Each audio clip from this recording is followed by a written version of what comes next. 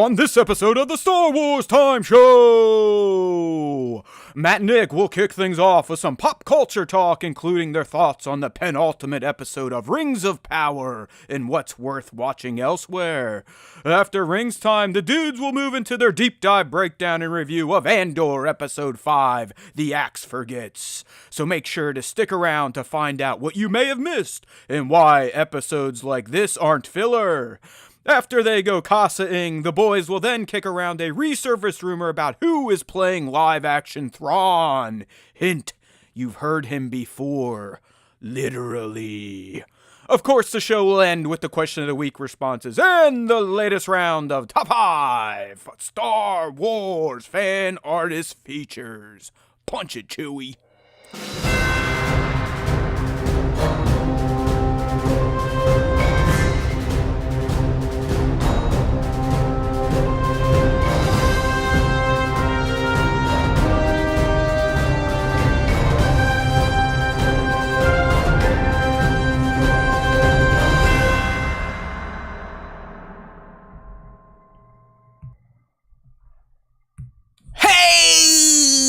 Now, everybody,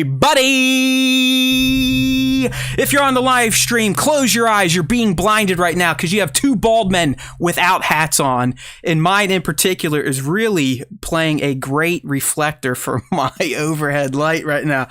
So hold on, let me take a break here and strap on my trusty SWT hat, which we still have in stock if you have a small head, by the way.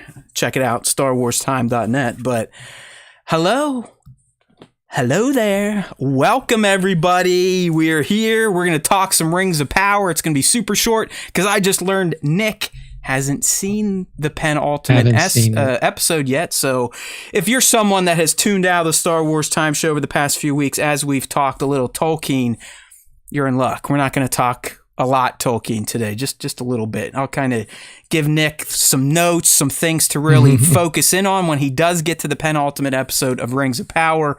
But we're not going to have kind of our little mini deep dive, if that even makes sense. I don't know. You can't really have a mini deep dive, but we do. A mini deep dive? You know what I mean? Yeah, we do that. We do all sorts of shit on the Star Wars Time Show that is not considered on the up and up. So, hey, welcome back, everyone. You're right. It is Andor Eve. That's how we roll. We break down the last week's show before the new show comes out. So if you're lucky enough to catch our live stream, which is 2:30 East on YouTube every Tuesday, you'll be in the know. And if you can't do that, this idiot right here, yes, me, Matt, the lead idiot, I always break down the episodes day of, probably before you even watch it. So you can always dive in and kind of get a sneak peek at what the Star Wars Time Show crew has thought about Andor in between our live streams and podcast drops. But fear not, we're here. We are talking a little Rings. I'm going to talk a little Lyle the fucking crocodile, whether you like it or not, Nick. And then we'll move into our Andor breakdown. We got some Thrawn news and, of course, our fan segment. And depending on time today, maybe we'll even do a little Matt Mando game. You never know on the Star Wars Time Show. That's just how we roll, right? Obi-Wan Kenobi.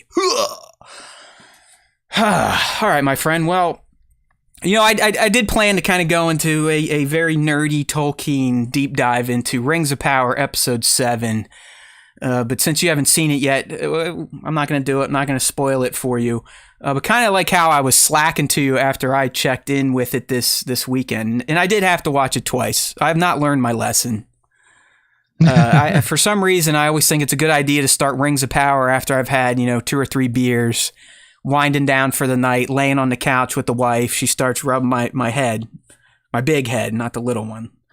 And I tend to doze in and out. You know how it is. When your lady or whoever you love is caressing you like a baby, sometimes it's hard to stay awake. And that's kind of my situation every week when I go to sit down and watch Rings of Power. But I did scope it out twice to make sure I got all the nuances. And while I found it to be an odd episode for the main plot through lines, if that is even a thing in Rings of Power, as Nick and I discussed, Rings of Power for us Tolkien nerds is a treat. because you know we kind of have an idea of the big picture. I've come to the realization, like, okay, the canon changes they're making for the series, whatever, they work. The condensed timeline, Elendil and Isildur hanging out this early in the Second Age, none of that really happened, but who cares? But what Nick and I also talked about, and I think he would still agree, is that I think where the show suffers is for the casual audience, the more just people that are into high fantasy, or maybe watch Peter Jackson's movies, a decade ago at this point in time, and just wanted to pop in and be like, ooh, you know, I liked what this guy did with those hairy, small people with big feet, and let me check this out. Apparently, it's a prequel, right? It's all related. And what I'm finding, and I think Nick will agree, because I think he's the one that actually said it, is that for these type of people, I understand why they probably aren't loving Rings of Power, because there truly is no main plot. I mean, it's not. Yeah. And after last week, Nick, we thought, like, okay, we're getting somewhere. You know, we lit Mount Doom. Fucking Mordor is being created right in front of our faces. An awesome fan moment. We're headed towards something. And then the penultimate drops, and it goes back to kind of episodes 1 through 5, where it's just more exposition and characters talking to each other, and nothing fucking happens. I told Nick, and again, I'm not going into spoilers, but there's 2 fan service moments in this episode that they're cool. I'm not gonna lie, they're cool as fuck, but they're made so obvious that it kind of takes away from the aha moment. You know, like I thought it was neat last week when I watched that episode and you saw the orcs' machinations and all the tunnels they dug and really what that was for.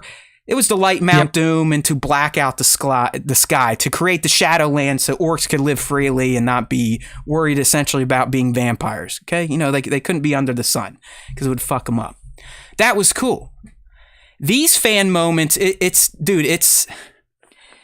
almost like they're, hey, you Lord of the Rings fans, here you go. Here's a little treat. Remember this? Remember that? Remember that little anecdote you heard? Well, here it is. And okay, nothing else happens. So it is odd. We have 1 episode left, Nick, and in the end, outside of presenting a great-looking take on Tolkien's world and having some cool new characters and obviously all those fan moments, I don't really know after episode 8 if we're going to be able to say that there was a cohesive plot arc for season 1. Like, I just don't know where it's going to end, and it's ending this week. So that's my concern. I know we're getting a season 2, but it does feel at this point in time, Nick, and you know, next week after hopefully you do a double banger, it seems like season 1 is nothing but pure setup for bigger events to follow in season 2. I just don't see how we haven't. I mean, the show's called Rings of Power. There is absolutely no fucking chance they're even introduced in season 1 at this point. Sauron has been teased as, like, is he the main plot point, or is the main plot point the Southlands? Is the main plot point Galadriel figuring her shit out? I don't know. But even the Sauron angle, after the penultimate, you're going, well, maybe he's the cliffhanger, and then we just wait to season 2. But hey, listen, I'm not being a hater. I think the show, and I can see why it's struggling, and it's because the casual people, there's really nothing week to week to keep them coming back. Like, okay, it doesn't build upon a plot arc. You know what I mean? Yeah. I think that this was something that we kind of talked about early in the run for Rings of Power, was that this is a story in the Second Age that happens over thousands of years, like thousands of years in Tolkien's writings. So much so that, like, what he has written about the Second Age is generally kind of like piecemeal stories that you kind of have to put together yourself to get like a full view of, like, not even a full view, just like a view of what happened during the age. And like putting that together into like a cohesive plotline story that you can try to tell over a condensed period of time is difficult. So I think that's like what's showing now is that like you essentially have so much time to cover, but you have to make that time shorter. in doing so, but while you do that, you also have to like make it seem like there is time that's passing and that things aren't happening too quickly, because like realistically, we probably could have started this season a little bit closer to like a little bit closer to when the rings were actually being forged.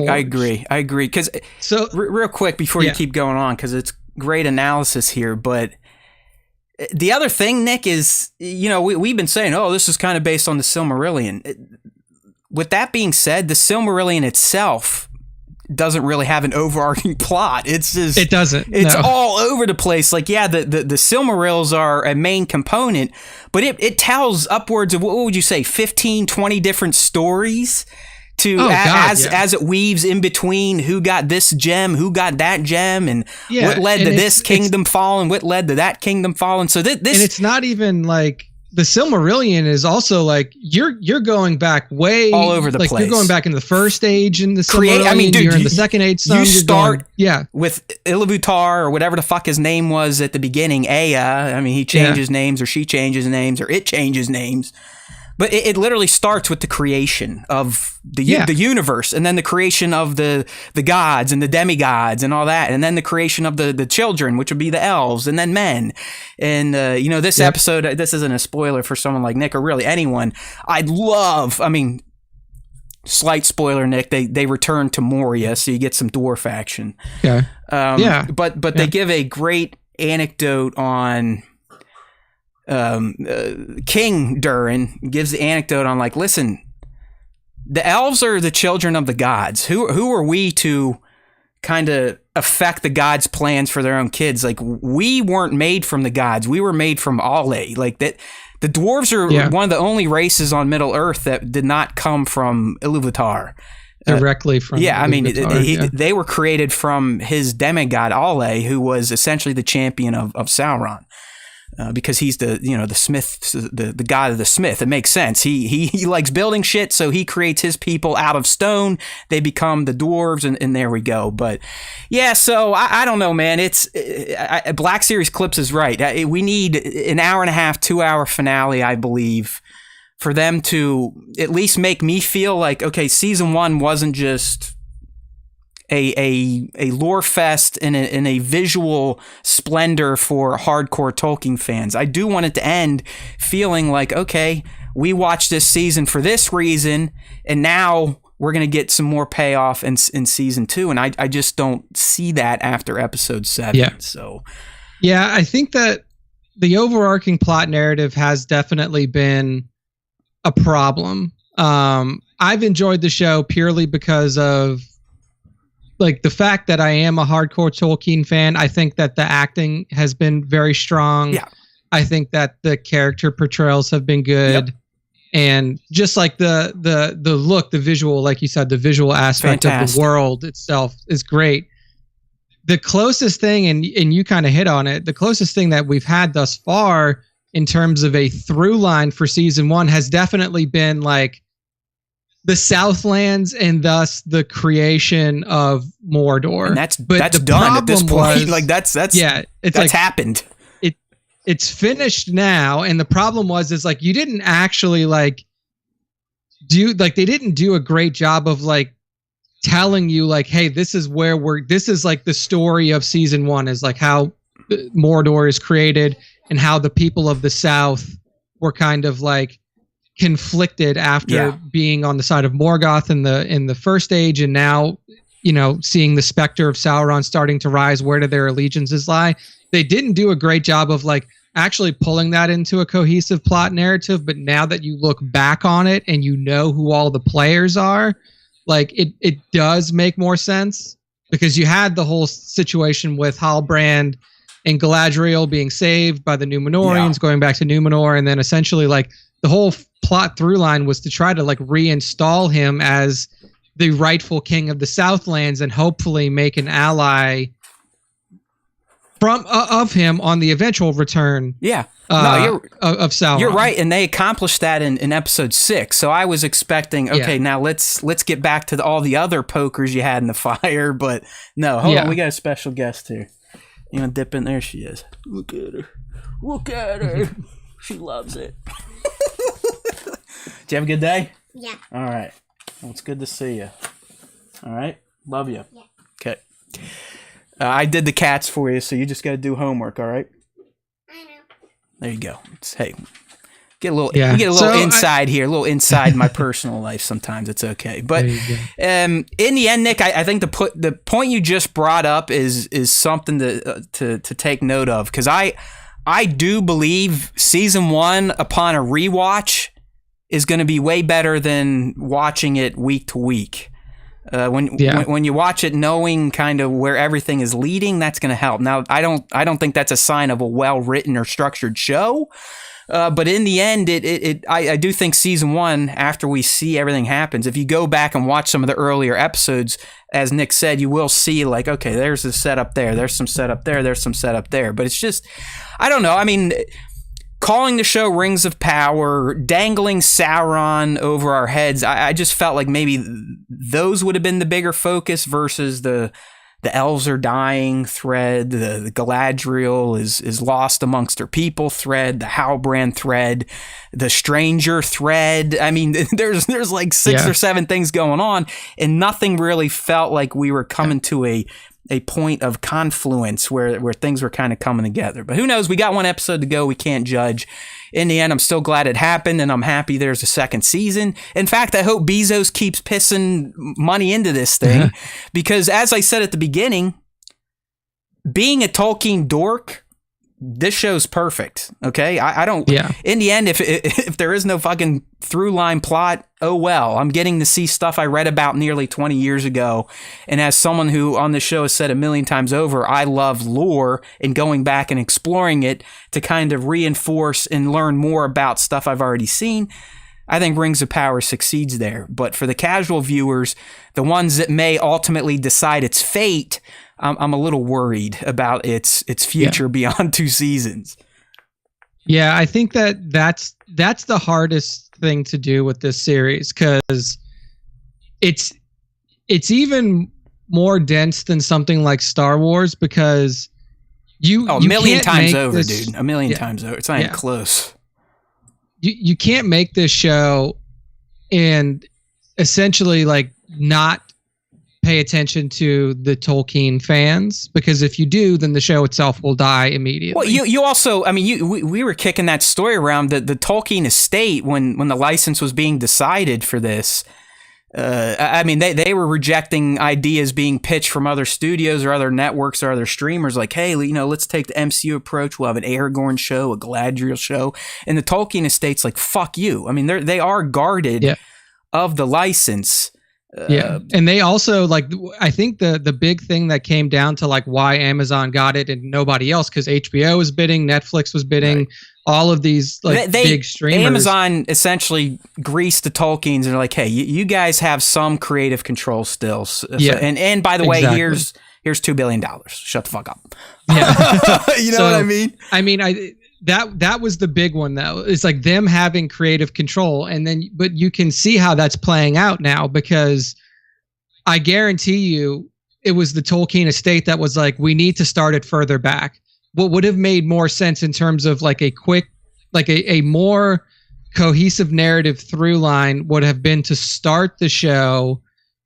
Probably episode 3 should have been when the Southlands battle went down, the explosion of Mordor. Move it up a little bit. You move that up a little bit, then you would have still had 2+ hours of time to like get the story of Halbrand out, understand where he is in terms of lineage and line and stuff like that, and then you start your action a little bit sooner. That would have accelerated the movement towards the actual forging of the Rings of Power, and you probably could have ended season 1 on episode 8, 6 hours ish later, right around when either, like you would have been able to introduce Sauron, and then you would have probably been able to like start the forging of the rings by the end of season 1, if you would have pushed stuff up that way. But they did want to spend a lot of time, the Tolkien estate, it seems, wanted to spend a lot of time like setting the players on the field. Yeah. And that includes the Harfoots, that includes the elves and the dwarves and everybody. They wanted to establish like storylines for all of the people before they really got into the meat of what happens in the Second Age. And I don't think that other streamers would have done that. Like, I think if you wouldn't have had the Tolkien estate having some level of creative control, they definitely would have accelerated the timeline a lot, which probably would have been better for the casual fans, but it probably also would have been like a sticking point for some of the hardcore fans, especially if you didn't get stuff like the potential blue wizards and stuff like that. So it's something like this is definitely a delicate balance. Hell, the poster we're looking at on the live stream, its tagline literally says the journey begins, and that's been no shit with this season. I mean, it truly is the beginning of the journey. We're not even close. Like I said, we're not even probably going to see rings before the end of season 1, and that's the name of the fucking show. Yeah. So, yeah. I don't know. Trevor's making some good points here in the chat. I'm not going to talk on one because it's a spoiler for Nick, but it was, like I said, Nick, the fan service moments, it's almost... They go, here, look, do you see? This is fan service. And you're going, yeah, no shit. Anyone could have figured this out. But they at one part, they literally write stuff on the screen like, hey, this is blah, blah, blah. And you're going, yeah, no, wow. No shit. His other point, though, I will agree with. And, I'll probably get yelled at when we start talking about Andor, but this series, in my mind, has suffered from a lack of action sequences. And that is something a lot of fans, knowing Lord of the Rings and The Hobbit, and even the books, came into, I think, expecting. Because Tolkien, for as in-depth and as intellectual as his writing was, he always had his characters getting mixed up in some hijinks, some action, and Trevor makes a great point. There's that episode, Nick, where some of the dwarves get caught or get stuck, trapped, they're gonna die, during the forest, freaking out. Instead of showing us like the rescue mission, which would have added some action to that episode, everything happened off screen. Miller time, we rescued a dwarf. So I will agree. I do think. And we know they can kill it. Like the Southlands battle that ended in the formation of Mount Doom, that was fucking kick-ass. The whole episode, as we said last week, was a mini Helm's Deep. So they can do it. They can do it well. But really, outside of episode 6, there's been mostly nothing here in terms of action. So I will agree with that. Now, I will not agree with people that are like, Andor doesn't have enough action. We'll get into that here in a little bit. They're two different things. So, I don't know. We'll see next week. So, hopefully, Nick gets to check out both episodes and we can have a big brain dump on the show next Tuesday before we break down Andor episode 6. But before Andor episode 5, real quick, I'm getting some good feedback from you chatters in here. House of Dragons, Nick doesn't watch, so I'm not going to go into it, but I'm on it. I fucking love it. Like, the show is, it's what I need. Last night, I watch it on Mondays. I find myself going right to my phone and slapping my hand away because I want to look at what is going to happen. Because obviously, it's all established. But the drama, though, weave in house, Targaryens, the blacks, the greens, fucking love it. But real quick, before we get into Andor, for those of you that got little ones and you may need to find something to do with them this weekend or next weekend, I took my little one and her friend to go see Lyle Crocodile. Yes, go ahead and laugh. Go ahead and point fingers at me and call me a loser. It's okay, because I was like, when I looked at the trailer before I agreed to take him, I was going, oh boy, I hope I can fall asleep. Like I hope they just, I'll get him some ices, I'll get him a big ass bucket of popcorn, and then I'll probably just, tip my hat over my eyes and take a 2-hour nap. But I was surprised to find that Lyle Crocodile is like a kid's version of The Greatest Showman. So I was laughing, I was wanting to dance, I was singing, I was crying. It's a fucking killer show. So it's a great kids movie. It's got that musical feel to it. Good stories, good messages for the little ones. So I fell on that grenade for everyone, and I was happy to do it. So if you got some little ones, you got to get out there, have at it. Kingdom Weird commenting on She-Hulk. I too love that show. I actually, it's one of my favorite MCU shows. I love. I have to catch up on that too. I think the lead's name is Tatiana. She kicks fucking ass. I love the way they write it. I love how they break the fourth wall and essentially call trolls out left and right. So yeah, I am a fan of that as well. But what I am the biggest fan of, Nick, and that is Star Wars, right? This is the Star Wars Time Show after all. There's always time for Star Wars time. So let's get into it. Andor episode 5. I'm trying to balance in between the chat and my own brain here, and it's not working today, so I probably should just focus on my own brain. All right, so Andor season 1, episode 5, The Axe Forgets.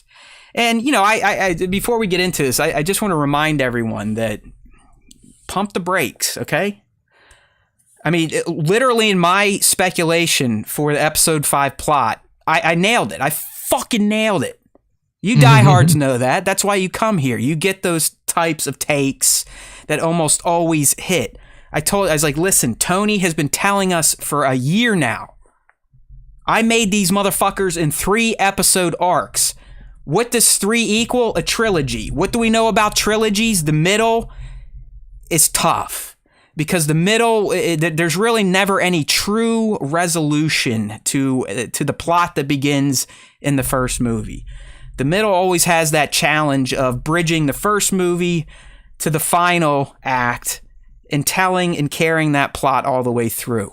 So everyone needs to be prepared for Andor.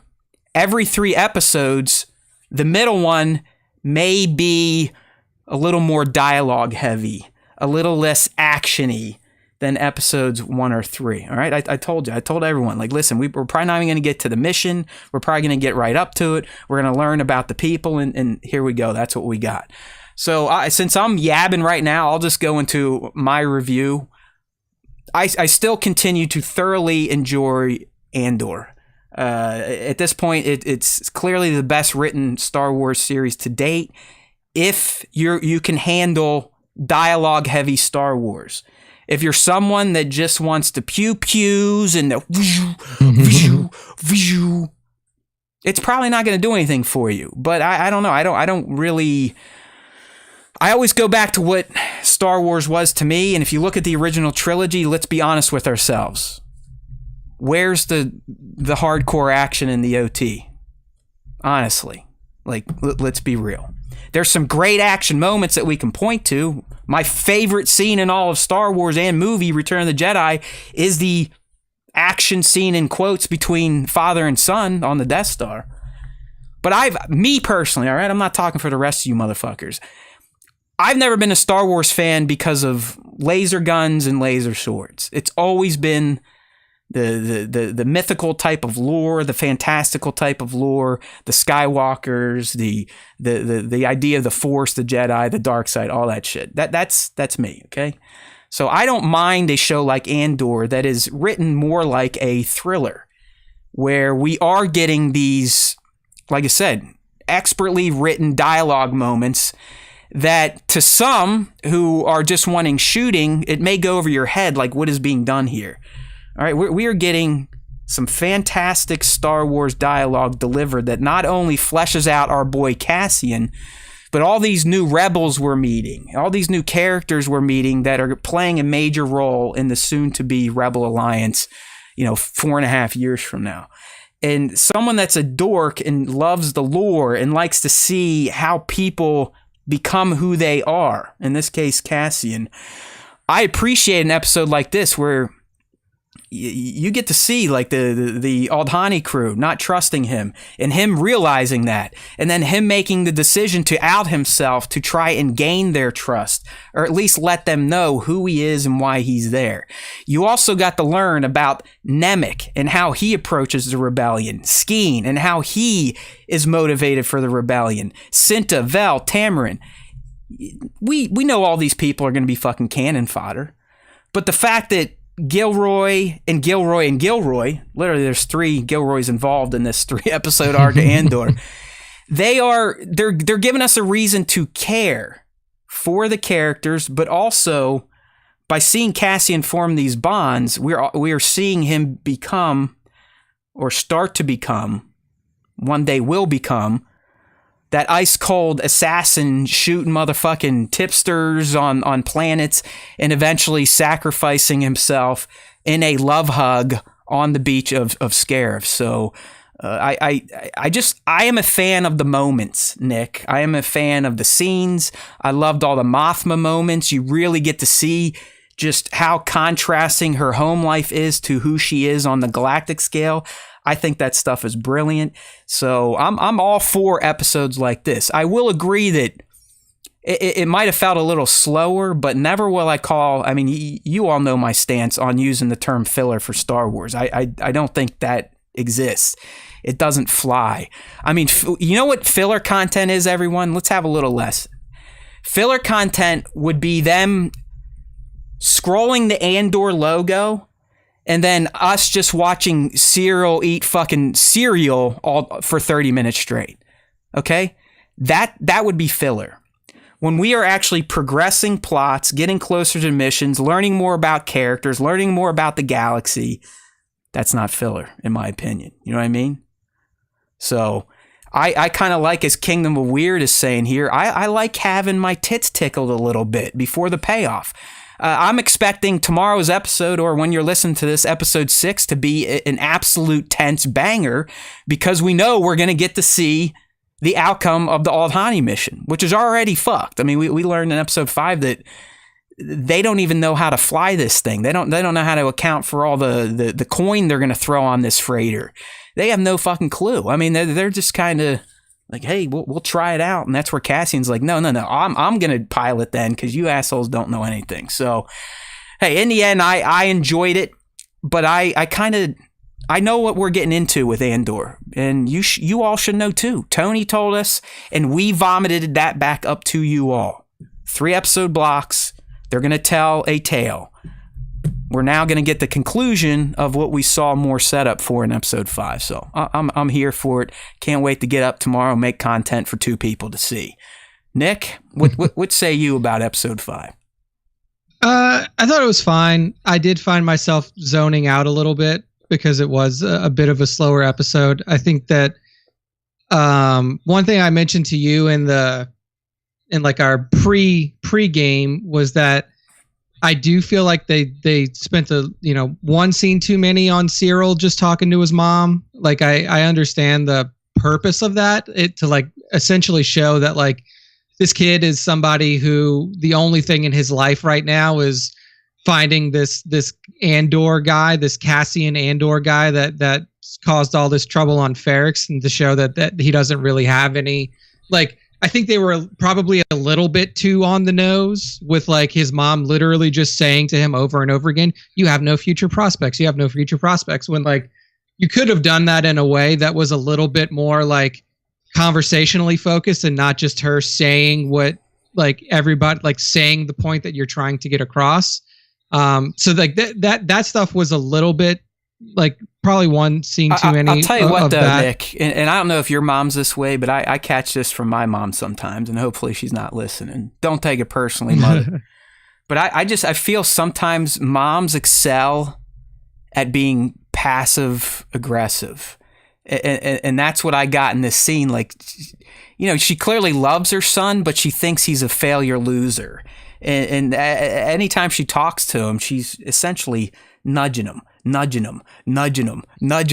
So, but you are right. I mean, I do think the Gilroys spent a bit too much time on cereal, eating cereal. I would say, like, it's especially in that circumstance, like, if we would have gone back, like we had the scene, the first one, the mom pours the cereal and she's just kind of talking at him.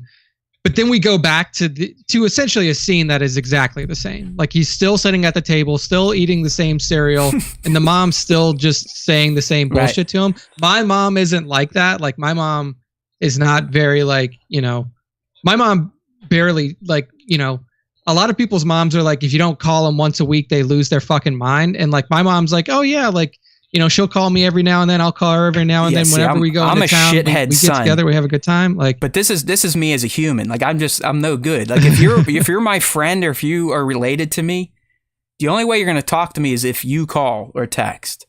Okay, I'm a fucking shithead. What do you want me to say? I'm selfish. I'm a narcissist. I understand all this stuff, and one day I guess I should work on it. But my mom and I don't talk nearly enough. But there are moments, I just feel sometimes there's some passive aggressiveness, and I think moms kind of excel at that. But you're not wrong with the Karns, and hopefully we move beyond the apartment in episode 6, because clearly we're sticking with this guy because he's got a hard-on for Cassian, who he now blames for ruining his career, and we know who else has a hard-on. She doesn't know it's Cassian yet, but Miro. And like I said last week, Cyril and Miro are destined to team up. Just keep your eyes open. Yeah. So other than that, I thought that the character interactions on Aldhani were pretty good. They showed, I mean, they did a good job of showing like what would essentially happen in any situation where you have like a big operation going down, and some, like, essentially a wrench gets thrown in, and the wrench is Cassian. Like, you know, people are uncomfortable, people are on edge, people are starting to Skeen worries crack. me, man. Skeen. Yeah. I think I brought this up in our Discord. If you want to join our Discord, it's open. You can grab the link from our Instagram account at Star Wars Time Show. But I think I was chatting with Bat in there. Skeen's going to fuck something up, right? He's either going to fuck something up on purpose to screw Cassian, or he's going to be one of the big fuck-ups this week. Agree or disagree? I think so. Yeah, I think that Skeen is probably going to do something to really fuck this mission up. And the good thing is that we don't know if this mission actually goes off and, you know, like, is successful, or if it's not going to be successful. Like, we don't have any reason to believe one way or the other. Like, usually we can go and be like, oh yeah, I'm pretty confident that they'll pull this off or not. This one completely up in the air. But yeah, Skeen is definitely at this point a liability, especially when it comes to if he needs to work directly with Cassian.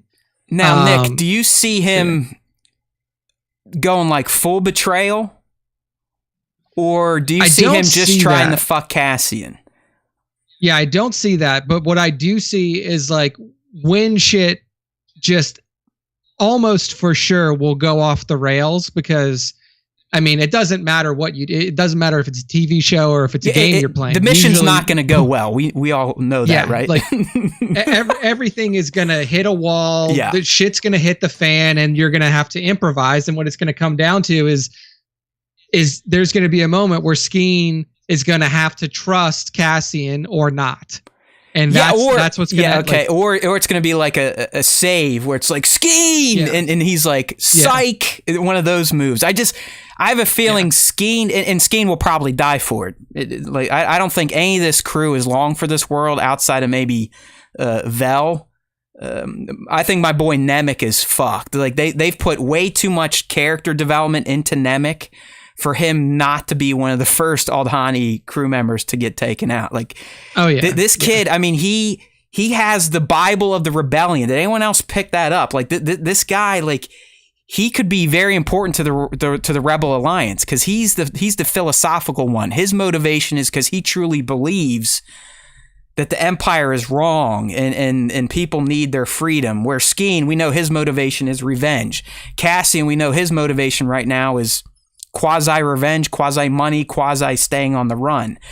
We don't truly know Vel or Tamarin's motivation yet, but I just feel like Nemec, because he has gotten the most development through scenes with Cassian, and I do think fans are maybe taking to him because, hey, he built the diorama. He was the one with that Polaroid that didn't have the case on it saying, hey, isn't this thing cool?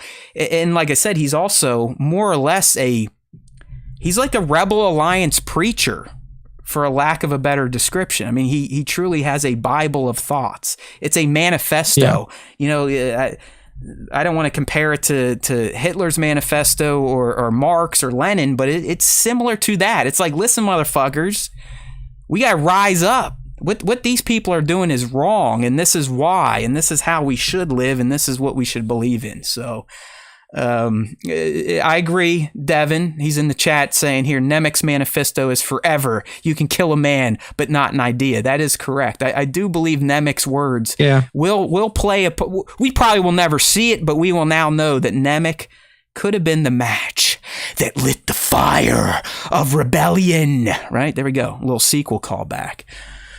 Okay. So I guess since we're on the review, let's go ahead and talk through some top moments, and I got some secret questions for Nick to kind of get his thoughts. Yeah, Tones, you're right. The whole Cassian sister thing, maybe that'll get picked up again in 7, 8, 9.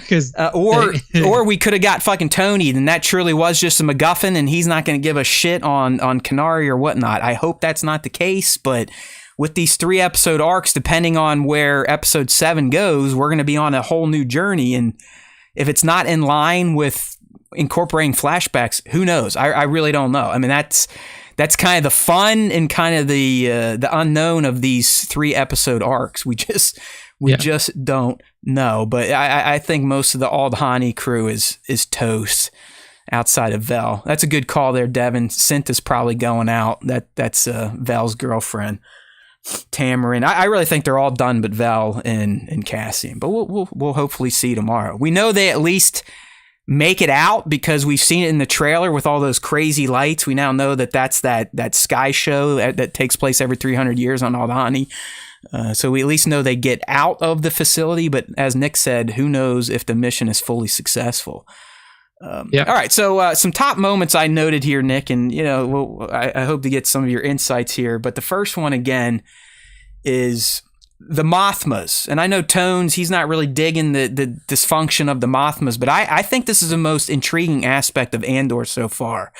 Before the show even came out, I was telling all of you I'm most excited for Mon Mothma and her parts, and so far I've not been disappointed. And that's mainly because, Nick, I've been blown away with how fucked up her family life is.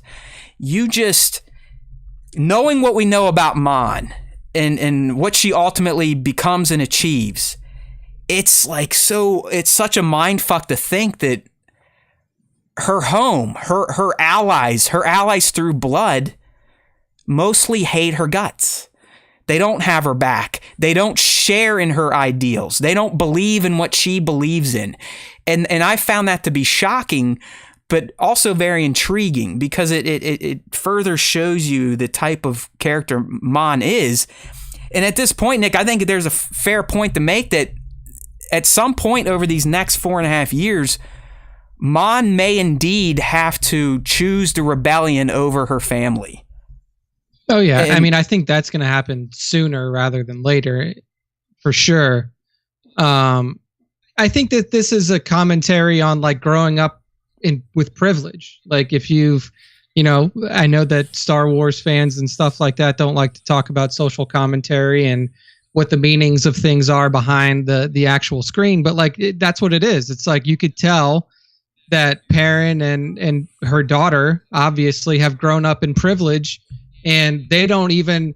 It's shown in the way that Perrin treats the driver. Like, oh, yeah, you know his name. You shithead. What's his name? Yeah, you shitface. Yeah, like it's a way to show that like when you grow up in the lap of luxury, like Perrin has, and like her daughter has, and I mean, who knows if Mon's background was was well off or not. But when you grow up in a situation like that, it's easy for you to overlook the suffering of other people because it doesn't directly affect you. It's not even in your direct eye line. So like you have Mon Mothma, who is clearly a very empathetic person, a very sympathetic person, and a person who sees beyond the scope of what is just in her living room. And that's a great point, man, because that seems like Perrin's vision does not extend beyond his dining room. It really doesn't. Exactly. So like you have Mon, though, who sees everything, who sees the oppression, who sees the terrible things that are happening under the grip of the Empire, and who has clearly tried to have these conversations with Perrin, but he's just completely, he doesn't care. It's not that he doesn't see it. It's that he doesn't care. Yeah, I mean, he's because he doesn't have to. Completely disconnected. Like I think someone could walk into this breakfast scene, shoot Mon in the head. Her head hits the table. He would literally just keep eating and then say to Lyda, "Hey, you ready to go to school? Let's go." And they'd be like, "Yeah, all right, cool."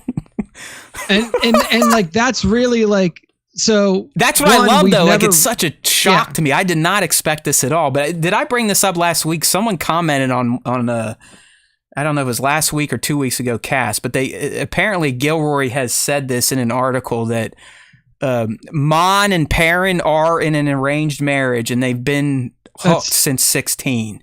So that's what I thought. Yeah, so that explains a lot, I think, and why they don't really seem like lovers or that they give two shits about each other at this point. Yeah.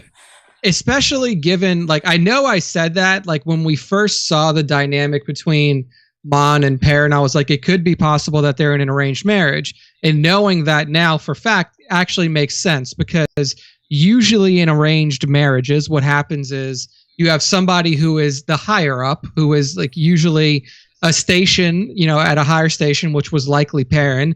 And then you have a family that is either looking to gain influence that like sets up an arranged marriage with usually their daughter. It's usually not the sons who get put in arranged just think marriages. Game of Thrones or House of Dragon, what you're seeing right now. Yeah. That's what's happening on Chandrila, essentially. Yeah. So it's not surprising knowing that she is the one that has the more broad thinking kind of approach to the galaxy, where Perrin is the one that is just of privilege. And it's like this whole family dynamic is social commentary. It's about how when oppressive regimes take power, you can look at this in Russia, like look at, you know, what's happened in Russia over the last 40 years. When oppressive regimes take power, the people who are of the upper echelon are taken care of by the government, because those are the people with the most influence over society. And that's just how societies work. I mean, look at, like, in Russia, you have this massive oppressive government, but all of the oligarchs, all of the rich people in Russia don't really give a shit because they are taken care of by the government. And it's the same thing that's happening now with the empire. All of the rich people are being taken care of. All of the influential people are being taken care of, which is why the rebellion was born out of people like Vel, people like Luthen, people like Cassian, the people who are being oppressed. And I think that because Star Wars has such a wide swath of you know, people and planets and places to cover, you never really dug into the individual livelihoods of those people, even the main characters in previous Star Wars properties. And now with the approach that Tony's taking, you get to see more of an intimate view into family units and stuff. So it's very interesting. Yeah, it's all I don't know. Like I said, it's probably one of the biggest surprises I've gotten in Andor is Mothma's home life, because, like I said, we know who she becomes, and just what she puts on her shoulders. She essentially carries the galaxy on her back from a figurehead standpoint. Yes, we know the Skywalkers, the Leias, the Lukes, the Andors, the Ursos. They're the ones. They're the boots on the ground. But Mothma, you know, she is ultimately, at this point, I don't think we can call her a visionary. I think that's Luthen. In fact, Nick, I put a note down. At this point, I think it's a fair statement to say that Mon Mothma is going to be the successor to Luthen versus how we thought she was, the one that organized everything and actually got the Rebel Alliance networked. It seems Luthen's the one is doing all this work at this stage, at least, and she kind of reports to him. So I do think that, you know, we know Luthen's going to die at some point during Andor. I think he makes it to season 2 because Stellan, I think, let that out months ago. Yeah, we're doing season 2. Fucking, he's coming back. She's coming back. She's coming back. So he's probably going to die by the end of the series, and he should, because he's not in fucking Rogue One. That would be odd to have the whole Rebel Alliance, you know, amassed at Masasi Temple, and Homeboy that created the thing, the grandfather of the Rebel Alliance, is missing. Like that's when he decides to go on vacation, right? He had to go. Yeah, he had a meeting at the relic store. Shop. Yeah, he had to go get. He had to go get some. Like, there was somebody who wanted to buy something. It was a high value purchase. Right. So he needed to add, since he has items from the first 2 Indiana Jones movies, he needed to add the Crucible. Or Jesus's cup to his collection, because he already has the stones from the Temple of Doom and obviously the bullwhip. That was funny. But do you ultimately feel that, hell, maybe Mothma, you know, we always thought that she kind of chooses to do this and got in and you know, made herself present and calls out the Empire after what they do to the people of Gorman. but now do you think it's almost she's going to have to take that role after Luthen perishes? Do you think it's more of a forced thing or it's more of a natural progression after he passes? I think that I don't know if it's going to be forced, but she's going to feel pressure too, because right now the glue of whatever this rebellion is, I mean, we heard them cheer to the rebellion at the end of the episode. Loved it. The glue is Luthen. Whether the broader groups know it or not, the heads of each of these groups knows that Luthen is the one that is the glue. When he falls, I think that it's going to put pressure on Mon Mothma, whether there are other people out there or not who are saying like, it's time for you to step up. I think she will be the one to put the pressure on herself to say like, we need to, like, I need to take the reins of this. No, that's a great point, because if you think about it, you hit on something with Luthen. Notice he only works with the leader of these rebel cells. Yeah. None of the other members know who he is. They've never seen him. They never interacted with him. And that's all on purpose. Like he's trying to minimize his contacts to minimize his risk. So Luthen, you have to imagine, has been going around the galaxy and networking with leads. And I think Saul Guerrero is obviously going to be one of them. We know that's coming up. It's in the trailer. Vel is one of them. And he ultimately recruited Cassian, I think, to become one himself. But even like on Ferrix, like the girl on Ferrix, what was her name? Bix. Bix. Yeah. Like Bix was, I mean, I don't want to say she was the leader of a rebel cell, but like she was the one who was in contact with Luthen to get him stuff for the rebel cells. I mean, she was essentially like the supplier for his little rebel activity. And we'll get to his scene at the end, but that just reinforces like how invested this guy is. He's listening for chatter from his rebel cells to see if anything's popped up about the Aldhani mission. So like I said, I sometimes ask these questions for us to talk about, and I had Mothma will be successor to Luthen. I mean, it's just natural at this point. And Nick is correct. She's going to become the true figurehead, the true leader, like a president, a head of state, where Luthen, he did all the groundwork. He did the recruiting, the building, setting up the systems, the protocols, and he is the father of the rebellion, and then Mon is going to kind of take the reins and become the mother. So I like that, but I think that's why her family life is so interesting, because she just seems so beat down, disrespected, that you see a struggle when sometimes with these figureheads, we just always think that, hey, their life's great, and she chose to make a stand and her family was behind her, gave her that confidence. She doesn't have any of that. Like when she makes the choice to jump, as I said earlier, she's going to be choosing the Rebel Alliance over her flesh and blood. And that's going to be tough for her. Even though they treat her like shit, they're still her family. So I love that dynamic. Yeah. I mean, it's a fun dynamic, and it's one that we've never really seen before in Star Wars. Like, we've never got to see the intimate nature of a family that is essentially, even a family that is united in its feeling towards, being either pro-Empire or anti-Empire. Like, we've never got to see it. The closest that we got was just the few minimal scenes that we saw with the Ursos. With, the Ursos in the early parts of Rogue One. And then you get to see Luke and Beru and Owen sit down and have a meal, but that was, you kind of got to see a little bit of their feeling on the, on everything. He's, Luke's, I want to go off. I want to join the, he was going to join. He was the Academy this year. Yeah, he was going to join the fucking Imperials. I think everyone forgets he was that. going to join the Empire. Like when they say Academy, that's not the Rebel Academy, people. There was no such Rebel Academy. Like Biggs, Imperial Academy. Biggs was fucking. He was learning to fly some TIE fighters. I mean that's just what you did when you were a farm boy on Tatooine. All right, so that's my first top moment, and there wasn't a ton in this episode, but that's okay. Look at all that meat you just got.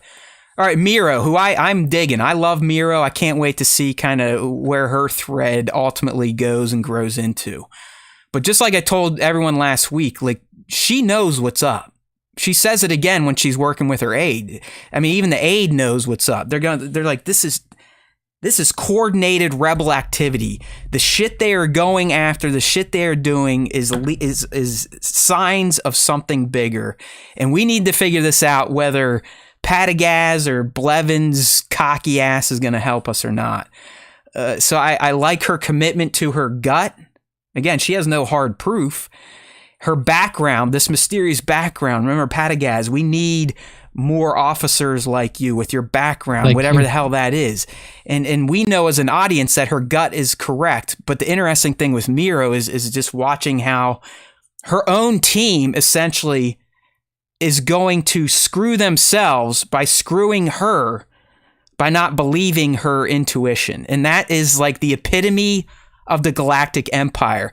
Everyone in the Empire is so worried about themselves and their own careers and growth and power that's why the Rebel Alliance becomes what it becomes and ultimately takes down the fucking Galactic Empire after only being in reign for 25 years or so, because of people like Miro who know what's up, but for whatever reason, because she's not in the right circle, she doesn't have enough systems, she doesn't have the right parts, the Empire is going to ultimately shoot itself in the foot, because that could never happen to us. We're smarter than this. Obi-Wan Kenobi's line. How could this happen to us? We're Jedi.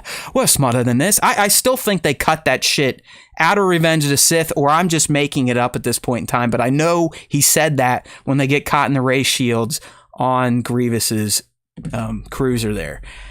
I'm pretty sure he did, unless you brainwashed me into believing. See, I think I did. Like, I think I've just gaslit you over these years that this is a real line. Because I can see it in my head too. Like, I can see the scene. It's awful. When he says it, it's one of the worst scenes in Star Wars. It's when Anakin, Obi, and Palpy get captured in the hallway in a ray shield, and Obi-Wan, I swear to God, said, "We're Jedi. No, how could this happen? We're Jedi. We're smarter than this." And it's just like, oh fuck. And then George. It was like, and then R2 comes flying out of a door, and he's like, "Me!" and he runs into the wall. Yeah. It's like, what is this? Fucking Three Stooges? But hey, we love it, right? Oh, man. So Miro, man, what do you digging Miro's thread, or is there not enough juice yet behind it? What ultimately do you think she is gonna do here? I mean, can she convince someone with power in the Empire that she's right, or is she going to have to, as I'm speculating, kind of get on the ground, do some detective work, more than likely link up with Cyril and kind of expose this on her own? Yeah, so I don't think that it's even a question of can she convince somebody in the Empire she's right. I just think that to the Empire, this is small potatoes. They're even if you are right, we really don't fucking care. Yeah, we're the Empire. Past it? We're the Empire. I mean, that's essentially what they're saying. We are the Empire. Enough said. So I don't think that she's going to get help from anybody within the superstructure. That's not going to happen. But I do think that what is likely to follow is what you've suggested. She is going to get in touch with Cyril somehow.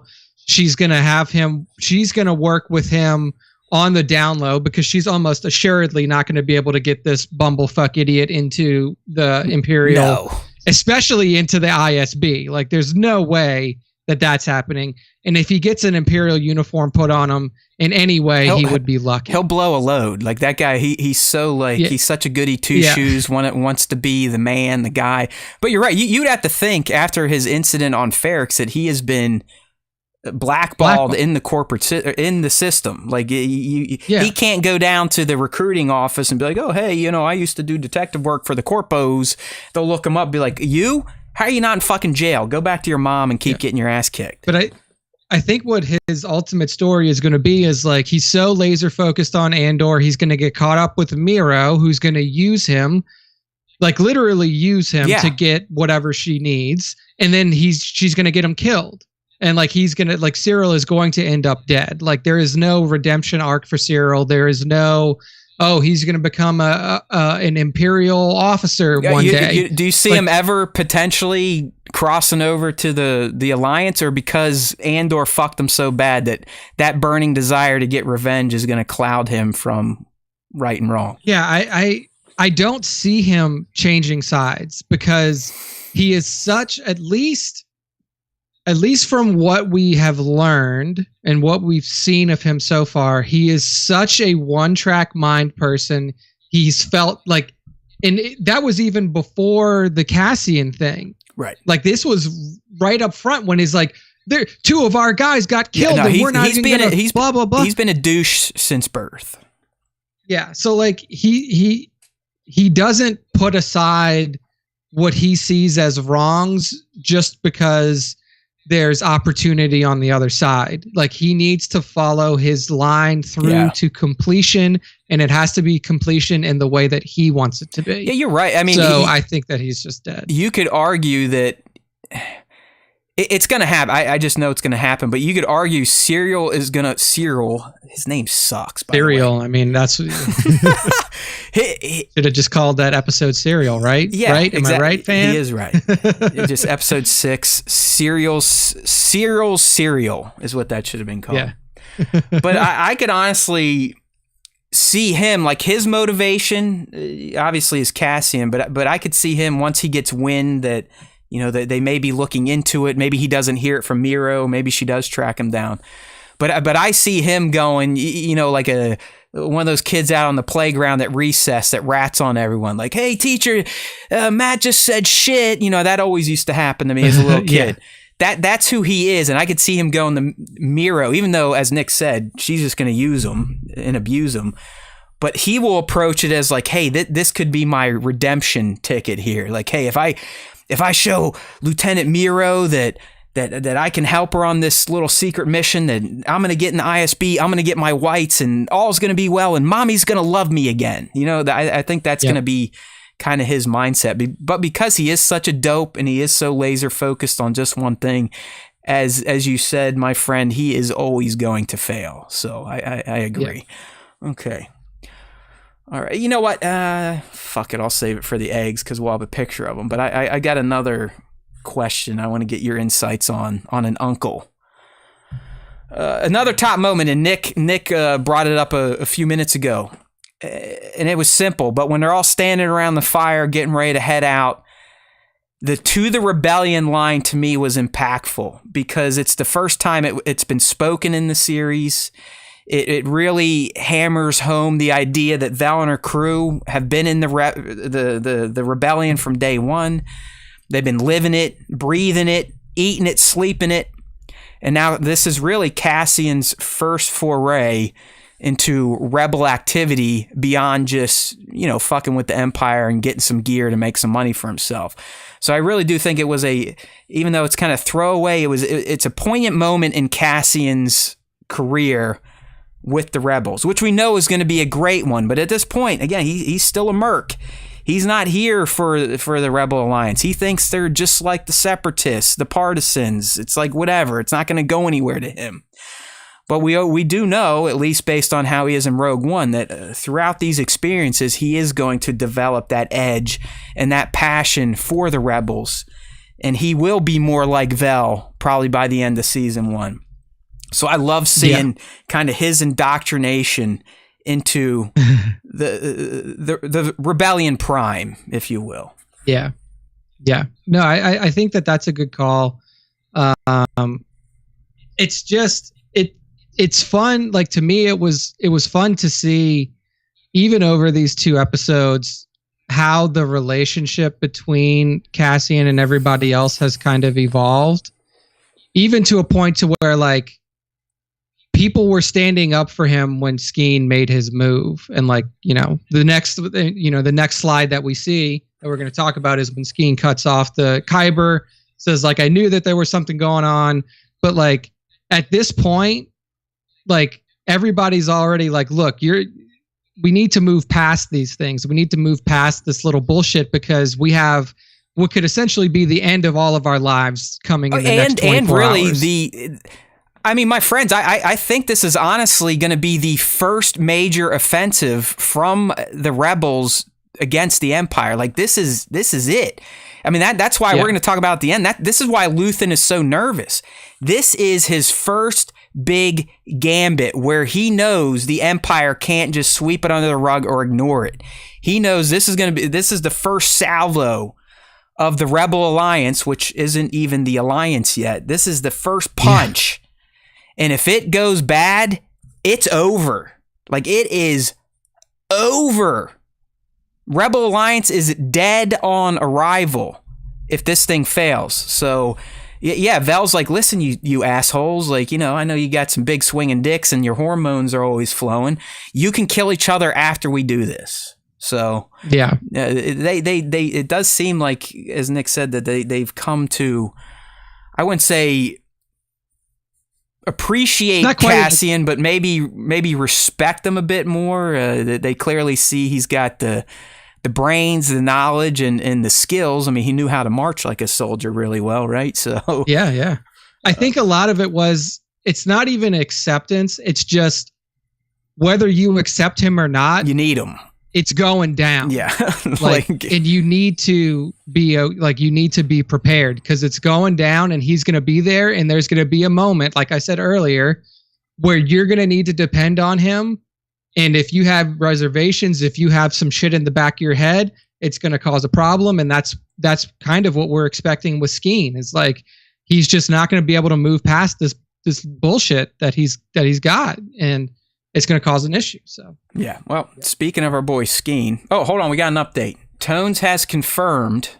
That's my man Tones. He fired up Rots on D+ and found 18 minutes in that the dialogue spoken by one General Kenobi is indeed in Revenge of the Sith. So we knew that. We knew it.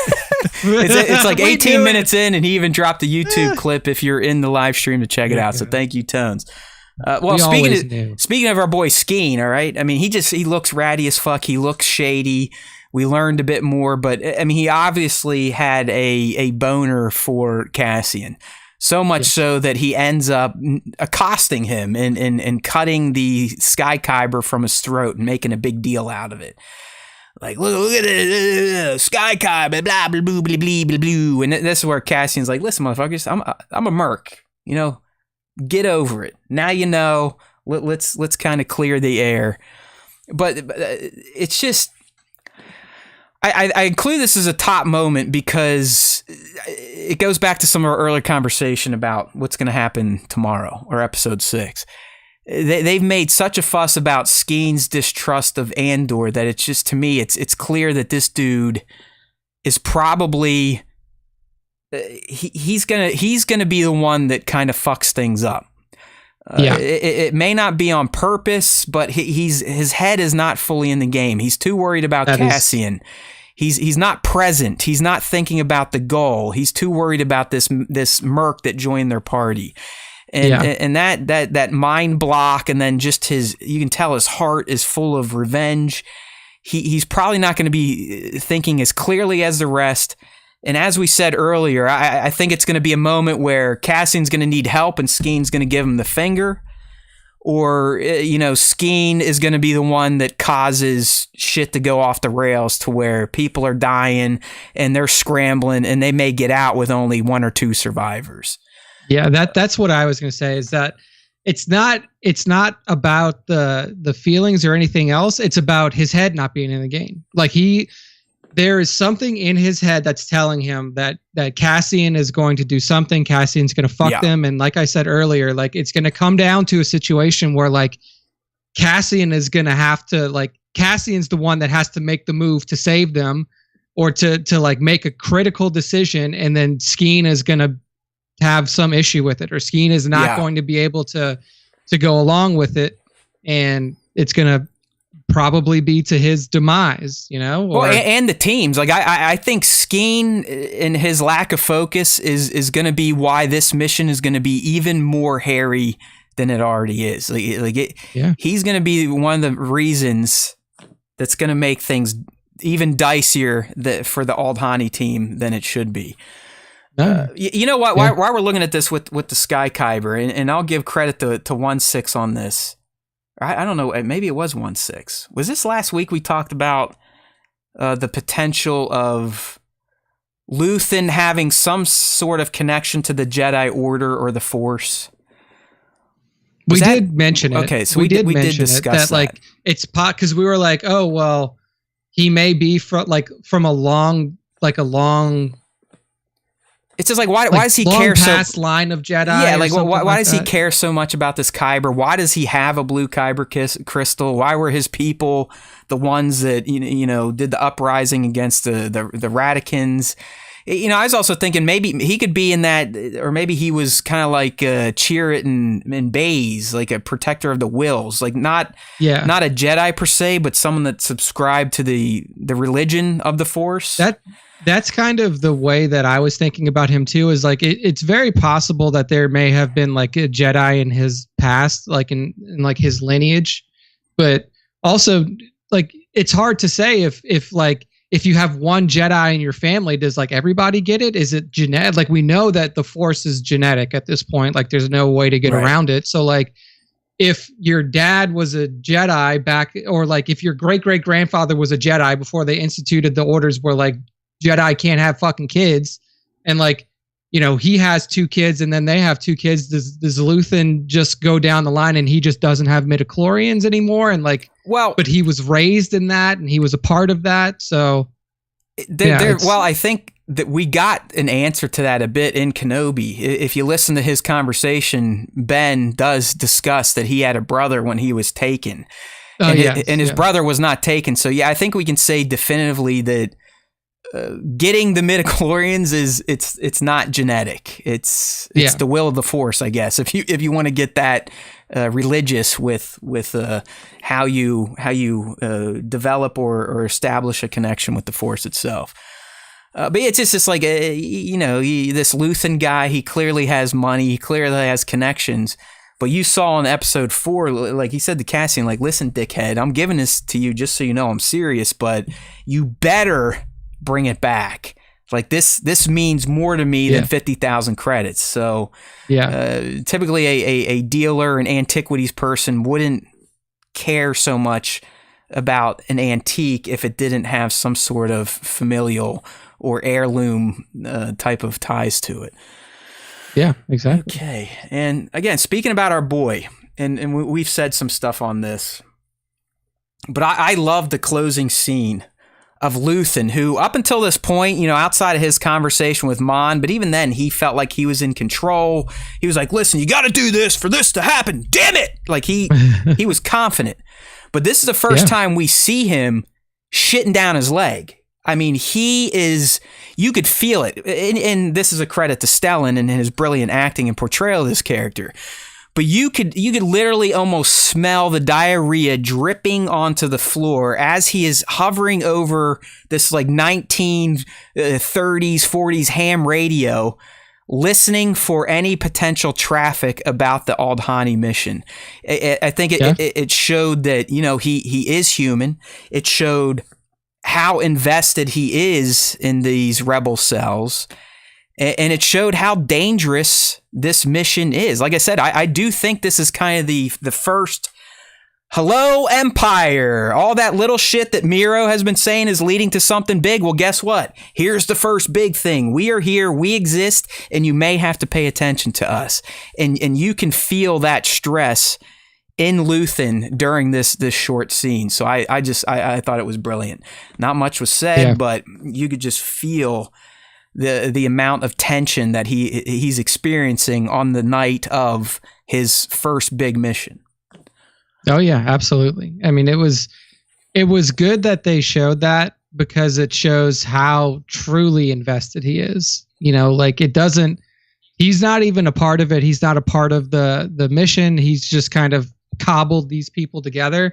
But he also knows, and I think, he said as much when he was explaining the mission to Cassian, like if they pull this off successfully, they funded the Empire, or they funded the rebellion for like the next, I think he mentioned a time frame, but it's like we funded our next operations for X amount of time. Right. So like, well, it's Nick, big. And since you saw it today, you might remember, but I believe he speaks a line, or Clea speaks a line that essentially says, whatever happens tomorrow, it's the beginning of something new. Meaning if we fail, we're done. Like the gig is up. They're going to find that I was the mastermind. I'm going to get killed. You're going to get killed.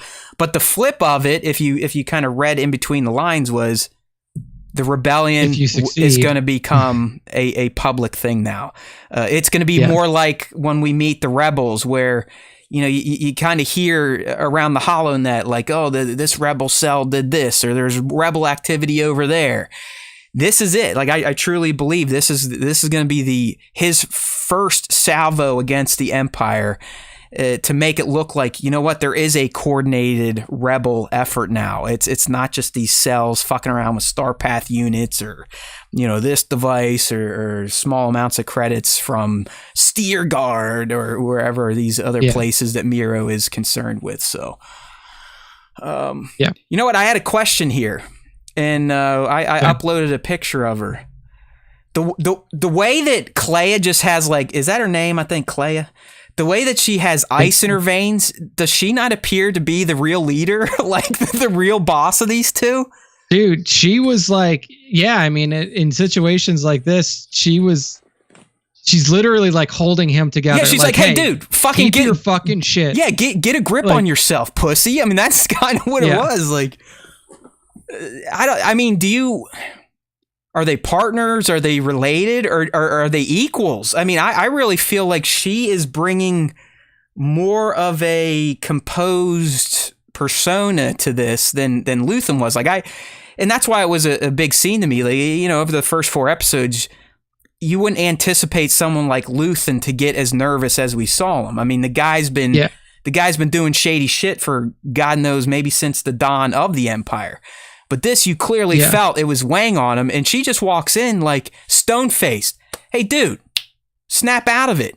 Get some fucking balls. Believe in yourself. We got this. But I think like that's like the sign of like a good partner. Okay. Because a lot of times, even in like regular life, even with just regular jobs, like when you're in the middle of something, whether it be a stressful project that you're doing, whether it be taking on a new job and stuff like that, like you can put yourself in the position, you can get into the position that that Luthen's in right now, where you're, I don't want to say too invested, but you've basically put yourself in a position to where the only thing that can happen based off of the mindset that you have is disappointment.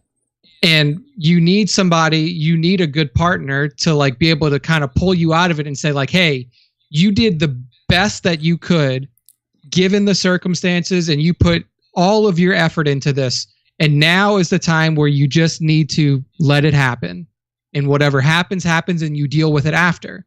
That's because, I mean, I've had to do that for Taylor. Taylor's had to do that for me, and stuff like that is like really just be able to pull somebody back and say like, hey, look, you did everything you could. Now is the time for you to just sit back and wait. Like, so you're not going to do yourself any favors. She's almost like the hand or like the lieutenant, or his right hand person.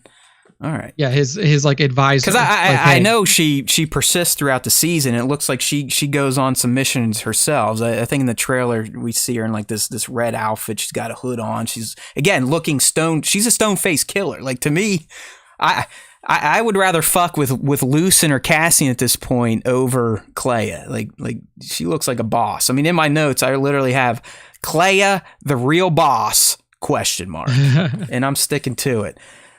More reporting from Tones here. God-awful acting and delivery of lines. What was George Lucas thinking? See?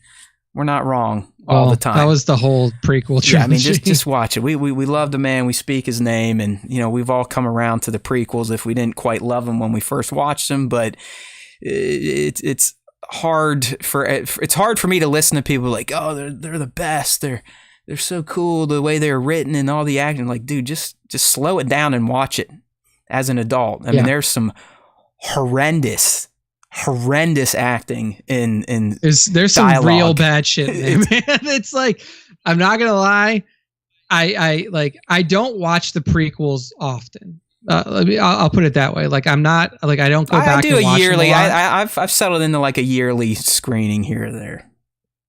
But like, I will say that like when I watch them, there are some moments that pop up in some of these movies where I literally just like, I have to like stop and be like, I can't believe that this is like wow. I just like I'm almost in like a it is. It's just like a holy fuck. Because I remember witnessing it in theaters, and back then I kind of had like Stockholm syndrome. I was like, oh yeah, no, this is good. Yeah. This is good. Look at all the lightsabers. Whoa. And then I'd leave, and like in the dark corners of my room, as I'm sitting there, I'm going like, this isn't good. It's not good. This really isn't that good. But, you know, hey, I mean, time heals all wounds. We had the Clone Wars. It put all sorts of Band-Aids on it. So I actually enjoy watching the prequels now, because it's almost fun at times, because you remember like, oh my God, like how did this pass muster? How did George during dailies go, yep, that's good. This is what we want it to look Perfect. Like and sound like. You fucking nailed it. You nailed it. You and that when you say, "Oh, we're smarter than this," that's exactly how I heard it in my head. Yeah, it's just like going, okay. I mean, it's like in some points it's painful, but then there are good moments in the prequels. Like there are a lot of good moments, but there's also a lot of moments where I'm like, Jesus fucking Christ. No, like, listen, now I understand why the younger generations, they're just like, hey, we need action, because that was the only good stuff from their movies was the action. The action was great. I mean, the prequels had some fantastic visuals, blue, green screen or not. But if you really get into character development and dialogue, it is piss. Like it is like, eesh. Yeah, dude, it's not that the OT is much better, but it's not. The OT is like Oscar worthy compared to the prequels in terms of how scenes are delivered. All right, I'm sure we just pissed off some people. Sorry, Justin. Yeah, alienated. I know you love the prequels, but come on, we're having honest discussions. It's okay. We gotta call it out when we see it, right? You gotta be okay with calling the bullshit. We're just Kool-Aid drinkers like other cults that we know exist at this point in time. Okay. All right, so you know what, man? Let's move into our Easter eggs. So this is the second part of our Andor, Episode 5, the Axe Forgets breakdown. Now we're going to get into the fun stuff, which it was fun for me last week, my friend, because there was hardly any. I was like, yes! When this episode ended. How many things can you find in Cyril's mom's I know, kitchen? And that's pretty much where a bulk of them come from. But it was nice not going all the way up to my lecture last week. I actually had some time to get the podcast mixed and, get some lecture notes handled. So let's keep this up, Tony, in episode 6. Easter egg light. I'm digging it. But there were some in here, some are kind of stupid, some are kind of neat. Some may spawn some discussion like this one here. So obviously getting the bantha milk, that's a Star Wars staple from an Easter egg standpoint. And we also had some Melaroon fruit there on the table, another one that was introduced in Star Wars Rebels. It's actually, it's how Ezra ends up with the Ghost Crew. Melaroon fruit's big thing. How was in the Book of Boba Fett at the end when they had the Miller Time moment. They threw it to Santi. It's kind of an odd moment, but hey, that's the Book of Boba Fett. Yeah, it's like, here, take some of this fruit, and he's like, I don't eat. Here this you go, shit. big guy. Just throw him like a Trandoshan arm or something. Don't give the meat eater some fucking fruit. The Wookiee a piece of fruit. But Nick, now that we're here and we can see Cyril and his angry mom or passive aggressive mother. Uncle Harlow, thoughts? Uncle Harlow is almost assuredly some member of, I don't think given mobster like gangster, or do you think he's more on the up and up?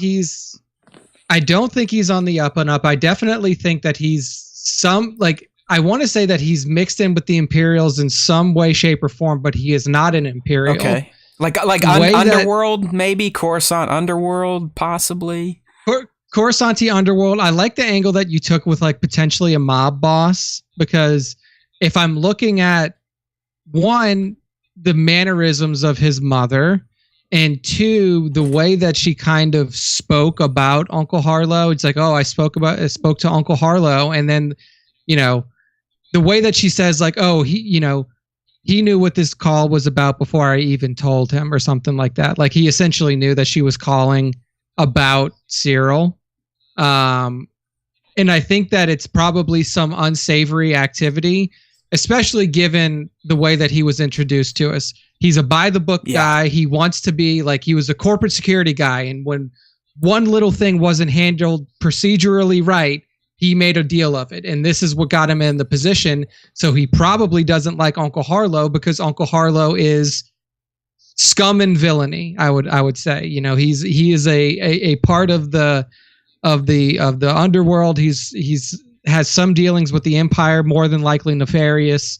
And that's probably what she's trying to push him into. Like, hey, look, your uncle makes money, does what he needs to do, is on the up and up with the Imperials. So maybe you should think about, you know, something like that, where he wants a more, you know, morally, quote unquote, upstanding position. So, but yeah, I do think that Uncle Harlow is a bad news. Yeah, kind of I don't guy. know. I mean, Trevor's thrown out. Maybe he's tied to the Hutt cartel, but I feel like Harlow, especially as Nick made good points about Cyril, like, you could tell when she was throwing his name out there, he's like, oh, fuck, we're back to this. Like, you know, I tried to get away from this by doing my corpo gig, and here we are back to Uncle Harlow and getting mixed up in his, you know, shady organization. You can tell it's not something like he wants to do. So Trevor's also saying maybe it's not an actual uncle. Maybe that's just like, you know, the name. Like, hey, there's Uncle Sonny, like you know, in the mob. Like, you know, there's Uncle Vito, but they're not actually related. But I don't know. I'm sticking with, I think Harlow, as Nick's right, not in the Empire, but works with the Empire in some shady fashion. Yeah, and that clearly does not align with our boy's goals or who he wants to be. So I think that's why he had such disdain for his mom throwing it out there and actually calling him. But hey, maybe we'll find out. Hey, one thing I forgot to ask you when we were talking about the Aldhani people. What the hell do you think Vel and Cinta are up to? What do you think their job is, considering they had to leave the main camp? And they're not, you know, obviously they're not wearing the Imperial uniforms. They're girls and all that fun stuff. What do you think their main part's going to be? And maybe, Tones, this is probably going to be the scene where we see that Star Destroyer overhead. And I don't want to throw too much shit at you at once, but do you keep picking up on Gorn saying, hey, this Imperial engineer's coming, this Imperial engineer's coming, this Imperial engineer's coming? I think that's kind of a tip-off to some unplanned shit that may happen in episode 6 for the Aldhani crew. He's been talking about this Imperial engineer for 2 episodes now, and it seems like a big visit. You know, like if you've ever worked in manufacturing, it would be like the president of manufacturing coming to your plant. So you got to polish it up and make sure everything looks nice. Remember, he's like, hey, make sure you guys are painting that shit so it doesn't look like crap. Do you feel like this Imperial engineer could be one of many monkey wrenches for the Aldhani group? Almost assuredly. When you have, like, the reason that they've been in the field as long as they've been in the field is to do reconnaissance and, like, basically have as close to a 100% assurance of the routines, like when shift changes happen, when people are where, like what are their walking routes. I mean, you've seen spy movies before and you know all of the stuff that goes into planning a mission like this. So like when something like that comes up, like, hey, there's an engineer coming that only comes once every how long? We haven't seen him here before since we've been here, and we don't know how this is going to affect operational security. We don't know how this is going to affect movements. We don't know how this is going to affect everything that is around the mission that we're doing. So I do think that is probably going to be like a hiccup or a hurdle that they have to cross. In terms of Vel and Cinta, one, I think we may be in a position to where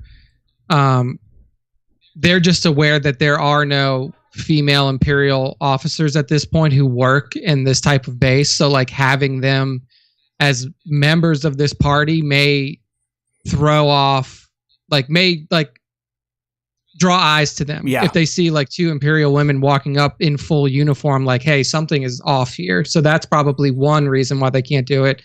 And 2, whenever you're doing something like this where an escape is necessary, you need people on the outside to like give you heads up on like, what does your exit look like? And then give you like, okay, this exit is closed. I'm going to put together, like, let me see if I can find a fallback plan for you to get out. Like, so you not only need the people on the inside, but you need eyes on the outside to make sure that your escape route and everything that's going on with that is still clean. So yeah, I could have heard things wrong, watched it incorrectly, but it seemed like their mission was even secret to the other team's mission. To everybody else, yeah. So that's why, I don't know, that's why I wanted to ask. I mean, Devin said maybe the girls are going to snipe some lookouts. Yeah, okay.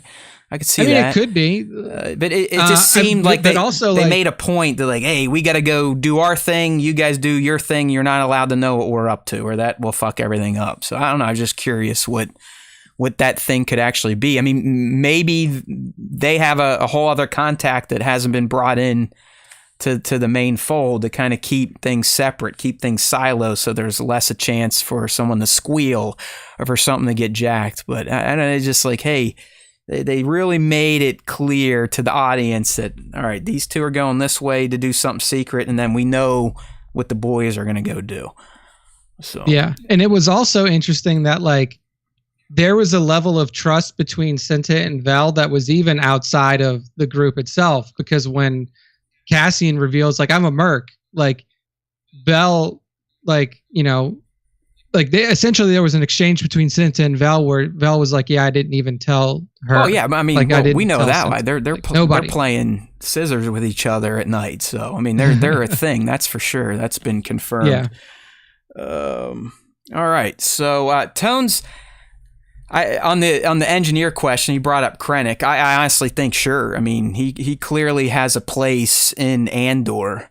I just don't know if he falls under a cynical cameo based on yeah, considering it was a character. Right. I mean, I will say that at this time period, you're not going to see Krennic in ISB meetings, because he is in the weeds with he's hanging out on Scarif, and I don't even think he's ISB. He just has the whites like Thrawn does. He just got the white. Yeah, he's wearing the Thrawn whites.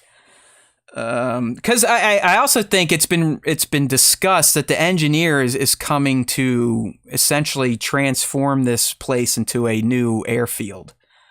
Because Gorn's all bummed out because they're going to wipe out more of the altar and all that shit, and we learned why he's turned on the Empire because of, you know, he was shagging a local and she got taken out. So, you know, love's a powerful thing.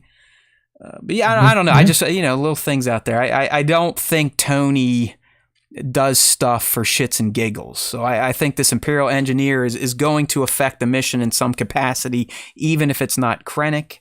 And I do wonder what the ladies are getting into. Like, what's their goal or their job to pull off? Their job. Yeah. Okay. Good stuff. All right. So moving right along with our Easter eggs here. Lyda herself is actually a reference. She's kind of been recanonized through Andor, but Lyda as a Mothma has existed since the 90s, I believe, in Dark Empires, where she's first referenced. In fact, Mothma also had a son in Legends, and her son fought at the Battle of Hoth and actually died there and got like a message out to her and all that fun stuff. So this is kind of being pulled from Legends and now recanonized. So that's always a pretty cool thing to happen for us Star Wars fans. So even though she's a shithead, and I hope my daughter doesn't end up like her, Lyda has existed in Legends previously. So you gotta like when they kind of pull things through, like the Radicans, all that fun stuff, because you know, that's Disney tipping their hat, saying, hey, you know what, we hear you people, you're a little impatient, we understand the lore out there and the properties we have to tap into, we'll tap into them in these ways, very, you know, light references that does open up potential for more recanonization of old Legends material. Yeah, but she's a scumbag. I honestly think Mothma just wanted to take her to school. I honestly think that's all it was. I mean, it was nothing big. Her mom just wanted to drop her off in line. It's like, fuck you, you're just using this as like a public event. Nah. And parents sitting over there like a lump on a log, like, teenage kids. Oh my That's God. something that you'll have to look forward to in about 10 years. Dude, I am not looking forward to, because literally, and you know, things will change, people get relocated, but in my court right now, there's 5 little girls separated by 2 to 3 years. So it's going to go in stages. It's going to be like a cascade of hormones and hate. Yeah. Once the first one hits her hormones and goes through adolescence, she's not going to want anything to do with the little ones. They're going to take that personally, and they probably won't talk to each other for years until they all, like we all had to, probably in our 20s, realize like, oh yeah, hey, parents are people too. They're just like me, and they just decided to have me and ruin their lives and stuff like that. So yeah. But no, you're right. There's not a day that goes by where I'm not counting down to these moments here. And knowing myself, I'll probably be like parent, just sit there and be like, yep, whatever you want, little kid, just as long as you keep loving me. So, that daddy has definitely caused some behavior problems in little Charlie, because she's a princess and it's very hard for the emperor here to be mean to her, but it happens. You gotta do what you gotta do. What I do know, Nick, is where I think I've done some things right. I've gotten to the point now where I can just look at her and be like, you know what, you really disappoint me. And you could see, oh, she gets the sad. It's like a soul crush. Yeah, you can see it's like, oh man, I did fuck up. He is kind of upset. You know what I mean? Yeah. So, I still feel bad. That's the thing, man. I'm telling you, any of you dudes out there that have daughters, you know exactly what I'm talking about. They can pretty much do whatever the fuck. And we're just like, you got it, my princess. What else do you need? Do you want to like have me lay across hot coals for you so you can walk across my body as it burns? Have at it. Okay. And yes, Tones is already calling this out in the live stream chat. I'm not on that image yet, but we'll get there with Cyril and his collecting habits. But back to Miro's lone scene here. We get all sorts of drops, and if you listened, the dude is mentioning perceived rebel activity on Kessel. What do you think that was he's talking about? Did you guys ever watch a movie called Solo? I don't know. I've never heard of it. I heard that it was pretty bad, especially after but TLJ. I wasn't going to watch it anymore. I love that. I mean, it's a fucking throwaway line, really. He's just like, you're right. There's been this on Kessel, this on Fondor, this on Jakku, and this on Hosnian Prime. And you're like, bing, bang, biggity boom. We've heard these, and they didn't say it. I'm saying it right now. The Kessel 100% was the Coaxium mission, because guess who got the Coaxium in the end? A rebel cell led by Emphas Nest. Indeed. The Fondor thing could very well point to some book events. I forget the name of the book, but I talked about it last week, because when I first introduced the Fondor reference, I gave you some backstory. The Jakku thing, I don't know if that's tied to anything in particular, but we know what Jakku becomes to this franchise. And then obviously Hosnian Prime becomes the seat of the New Republic. But it was the Kessel line that I was like, yeah, Tony, I know what you're doing there, buddy. I know you hate doing this shit, and I know it was your brother that wrote it in. That's probably why it made it to the final cut. But that Kessel mission was definitely in reference to Solo, Lando, the Bacca, and Kira's heist to get that coaxium. That's right. But yeah, that was a fun little reference there. But yeah, I mean, the last one here is this just some collecting stuff, like you said, in the background. I mean, they didn't even focus on it, and I was like, that motherfucker's got hot toys, just like Tones is saying here. and like, sure as shit, those have to be 1/6 scale clone figures, and I believe they're Phase 1 clones. At least that's what I'm sticking to, because you can slightly see the fin a bit on the standing clone behind him as he sits there and considers masturbating over the image of young Cassian. So as a collector, I liked seeing that. I was like, hey, look, dude, he's got that. The fucking Empire did that too. Like, as soon as the Empire was established, they started putting out figures. They're like, Support the troops Right. today. It's like a war bond drive. Instead of selling bonds, they're selling figures to assholes like me.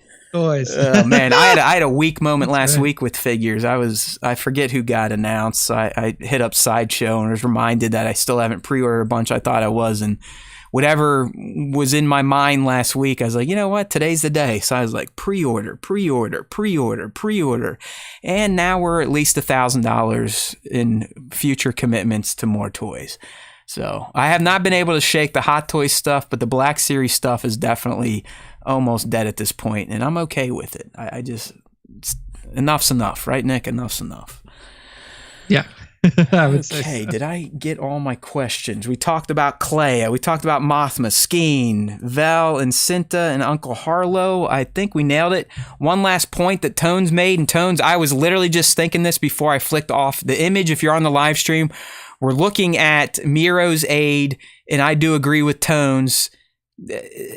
This could very well be, and I know it's not, but this looks like Tarkin's bastard, right? Like this dude, looks like a young Tarkin, okay? I'm telling you. Yeah, he does. He definitely does. Good call there. All right, so that's kind of our deep dive review. Well, our review and deep dive breakdown of Andor, episode 5, The Axe Forgets. So real quick, Nick, let's hear your thoughts. What happens tomorrow in episode 6? What are the general beats? Tomorrow in episode 6. I mean, it's got to be, I think that we're going to be almost completely focused on Luthen and the crew. That's where I think that we're going to be going. You're probably going to cut between Luthen monitoring like he was trying to do last night or in this last episode, and then you're going to switch over to the action that's happening on the ground. I don't know. So I think what's likely to happen is we're going to get the mission in its entirety. We may get an extended episode, so this may be like a 42-ish minute episode instead of like the 35 to 36 that we're used to seeing. We're going to get cuts between the group and Luthen, and then it's probably going to end before an Imperial response. And by Imperial response, I don't mean like the people that are actually in the base. I mean that like the people who are the fallout, like the superstructure, the ISB, yes, the fallout from it. So there's almost assuredly going to be multiple things that go wrong. We're going to see deaths. I'm saying that we could see. I think that Skeen is up for getting killed. I think that Lieutenant Gorn is almost assuredly dead. In fact, I would like take it to the bank that Lieutenant Gorn is going to die because just the reason that he is doing this. Because he lost a loved one. And he's probably, I mean, obviously no one's planning on dying, but he's probably going to have to almost suicide himself to save the mission. Like shit's going to go sideways that Gorn is going to have to go off his script and sacrifice himself. Good call. Yeah. So I think he's dead. The others are hard. The others are hard to nail down. I could see Vel dying. Because Vel is the one that you've essentially grown closest to. And because Vel dies, like I feel like if Vel lives, then Vel stays the leader of whatever the group is remaining in Luthen's eyes. If Vel dies, then you're in a position to where like, who do I name the leader? And that's when Cassian comes back in. True. Like Cassian is now like proven himself because against all odds, he made the mission happen. To whatever level of success it happens, and it was because of Cassian. And then he gets kind of bumped up in the rankings in Luthen's eyes. If Vel is still there, I think that it's squarely on whether Cassian becomes kind of like one of the new leaders within the rebellion. So I think that she's open to die. So I think that you have at least 3 deaths. I think that Skeen, Gorn, Nemec is probably one as well, and then you have a potential 4th with Vel. So that's my thoughts on the episode there. All right, so my death count's going to be a little lower than yours, but in terms of the general beats, yeah, I think we're spot on. I mean, I think they're going to have to touch on Cyril and Miro, okay, because there are 2 other threads.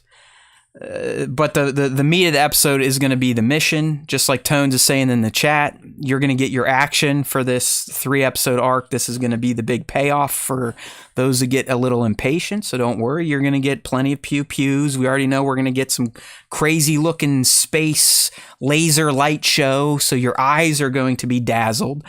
But for people that kind of like their brains to be dazzled, I think those scenes are going to come from Coruscant, the Cyril Mira threads, and then Luthen. Now, in terms of the death, I think Skeen's toast, Tamarin's toast, Nemec's toast, Cinta's toast. I'm almost positive, Nick, we've seen Vel speaking with Mothma in the trailer. So that's the only thing I'm going on with. I do think she makes it out, but I think she's the only one that makes it out with Cassian. But here's why I think she ends up with Mothma. I think things go so fucking sideways that Luthen has to come in and rescue them. And it might not be this episode, but we've also seen a space shootout with Luthen's ship and a Star Destroyer or a huge cruiser. I could see that maybe being episode 7, and that's their escape from the Empire, and that's how Vel ends up talking to Mothma on Coruscant. So I do think Vel makes it out.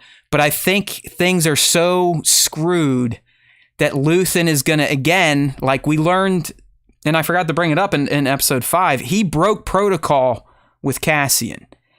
I don't know if anyone picked up on that. That's one of the reasons he's so nervous, I think. He broke his own policies and protocols when he recruited Cassian. He even said, I wanted it too much. Like he wasn't thinking the way he usually has been thinking with his rebel cells when it came to Cassian. And I think ultimately he's going to hear something over his comm or whatever he's monitoring, and he's going to have to head out and be the savior for Vel and Cassian at the end. In terms, I'm with Nick though. I don't think we see any major reprisal outside of local Empire until episode 7, and even their escape from Aldhani, like their true escape, off-planet escape, may not take place until episode 7 as well. But I do think that scene we've seen in the trailers with the Luthen's kick-ass Fondor cruiser in a dogfight is going to stem from this mission in particular. Yeah, I think that's a good call too. So, I mean, this episode that's coming out on Wednesday is going to be the culmination of this 3-episode arc, just so everybody's like aware. So after this, we're going to be moving into another, like the third 3-episode grouping of episodes. So that'll be it will be the third, and then after that, we're already going to be in the home stretch. So I know it is crazy. I mean, it's like we're all old. We get it. Time goes very fast now, but it just like it only increases. I can imagine. You know, Tones is in his 50s. The time is even faster for him than me in my 40s now. It is wild how fast shit goes. Like I live in semesters because of my job, and we're already almost at midterms, and that's fucking crazy. Because that means I got 8 more weeks to go, and I get 4 weeks off. So, but yeah, I mean, Andor we're going to be done with the first half tomorrow, which is wild to think. I mean, that you get that. That's kind of the bonus you get with that 3-episode drop. To kick things off, but Nick's correct. So just prepare yourself for not this week, episode 6, but episode 7. We're going to be back to setting up a whole new adventure that will then probably have a slower episode in 8, and then you'll get the payoff in 9. So just get used to the cadence. That's how it's supposed to be. This is truly, like I said about Rings of Power, this is definitely a show that you're going to want to rewatch, because then you're going to be able to let all these 3-episode arcs flow into each other, and that's where you're really going to see the magic of Tony's writing and just how he structured the show. I do think these 3-episode arcs are a good way to tell the type of story he's telling. Yeah, I mean, I think that there's not a lot of shows that I would prefer a full drop instead of an episodic release. I do feel like these two could have benefited from a full drop, like from like the two talking about Rings of Power and Andor. specifically Rings of Power, because it's been such a slow build. It's been such a slow True. build. And if you had time, if you just had all 8 episodes in front of you, the build is as slow as you want it to be. Right. Like, you could power through the first 3 episodes and be like, all right, got a good baseline now, and then you can kind of watch the rest of them. But this one too, I think that like if it was a full drop, you wouldn't have as much seeming blowback to how slow things are progressing, because then you could see the ebbs and flows and like the action and the movement based off of like the arcs as they not as they come out, but as you watch through them in sequence. Yeah. So no, you're right. I mean, Andor is unlike, and he told us, I don't know why anyone's surprised, but it's unlike anything that has come out on Disney Plus to date. Mando, book, they've all been, they have overarching plots, but for the most part, and you could argue in Andor, it has self-resolving episodes too. I mean, stuff happened in episode 5. We moved goalposts in episode 5. That's why I'm telling you, fillers. It's bullshit. That's like for people that have cardboard in their head. Like there's no filler there. That episode itself, even though there was no action, it still had a self-contained plot. Cassian went from not knowing shit or not really caring about any of these people and vice versa to now they all know each other. They know their stakes. They know why they're all in it. That's plot development, okay? That something happened. But it's not as direct as like a Mandalorian where you're literally like, hey, I'm on this planet. I'm getting attacked by this spider. I need to kill it. Okay, victory. Let's move on to the next episode. You're not going to get that in Andor. You're only going to get that by watching the 3 episodes in a row. You'll get a full story told, but I kind of dig it. But you're not wrong. This show, they made a good call. Who knows why they needed to delay it, but the decision to air the first 3, that was smart, because I think if they didn't, you would have already had the filler types bitching and moaning after the first 2 episodes. Like, nothing happened. I was falling asleep. I don't really have thoughts. Was like I mean, that's what, when I read that shit, I'm like, do you even think though? Like, I'm trying to think, but nothing happens. You know what I'm saying? Like Three Stooges shit. Yeah. So. Yeah, I mean that's why I said right up front, I was like, if they didn't do a drop of all the episodes at all 3 episodes, people would have quickly. Yeah, it would have been Book of Boba Fett type of shit. Like they would have went to everything, because that's what happens. Like this crowd of the fandom, once they find one thing to bitch about, then they start peeling layers of the onion off. Well, like, did you see that? I could see the horizon. I could see the volume screen. I could see a coffee cup. It's like, okay, they completely leave the world immersion and just start looking at it as a fake TV show, which it is. But you need to allow your brain to have to imagine, to pretend, okay? Even as old people, you can still do it. I promise you. You can still pretend. The shit's not real, so just take it as that. One last thing, and we'll move on from Andor. I like this thought from 1/6 Shooter here in the chat. Vel, Luthen's daughter, or related to Luthen, based on their interaction? It's hard to tell because we haven't seen Luthen interact with other people. True.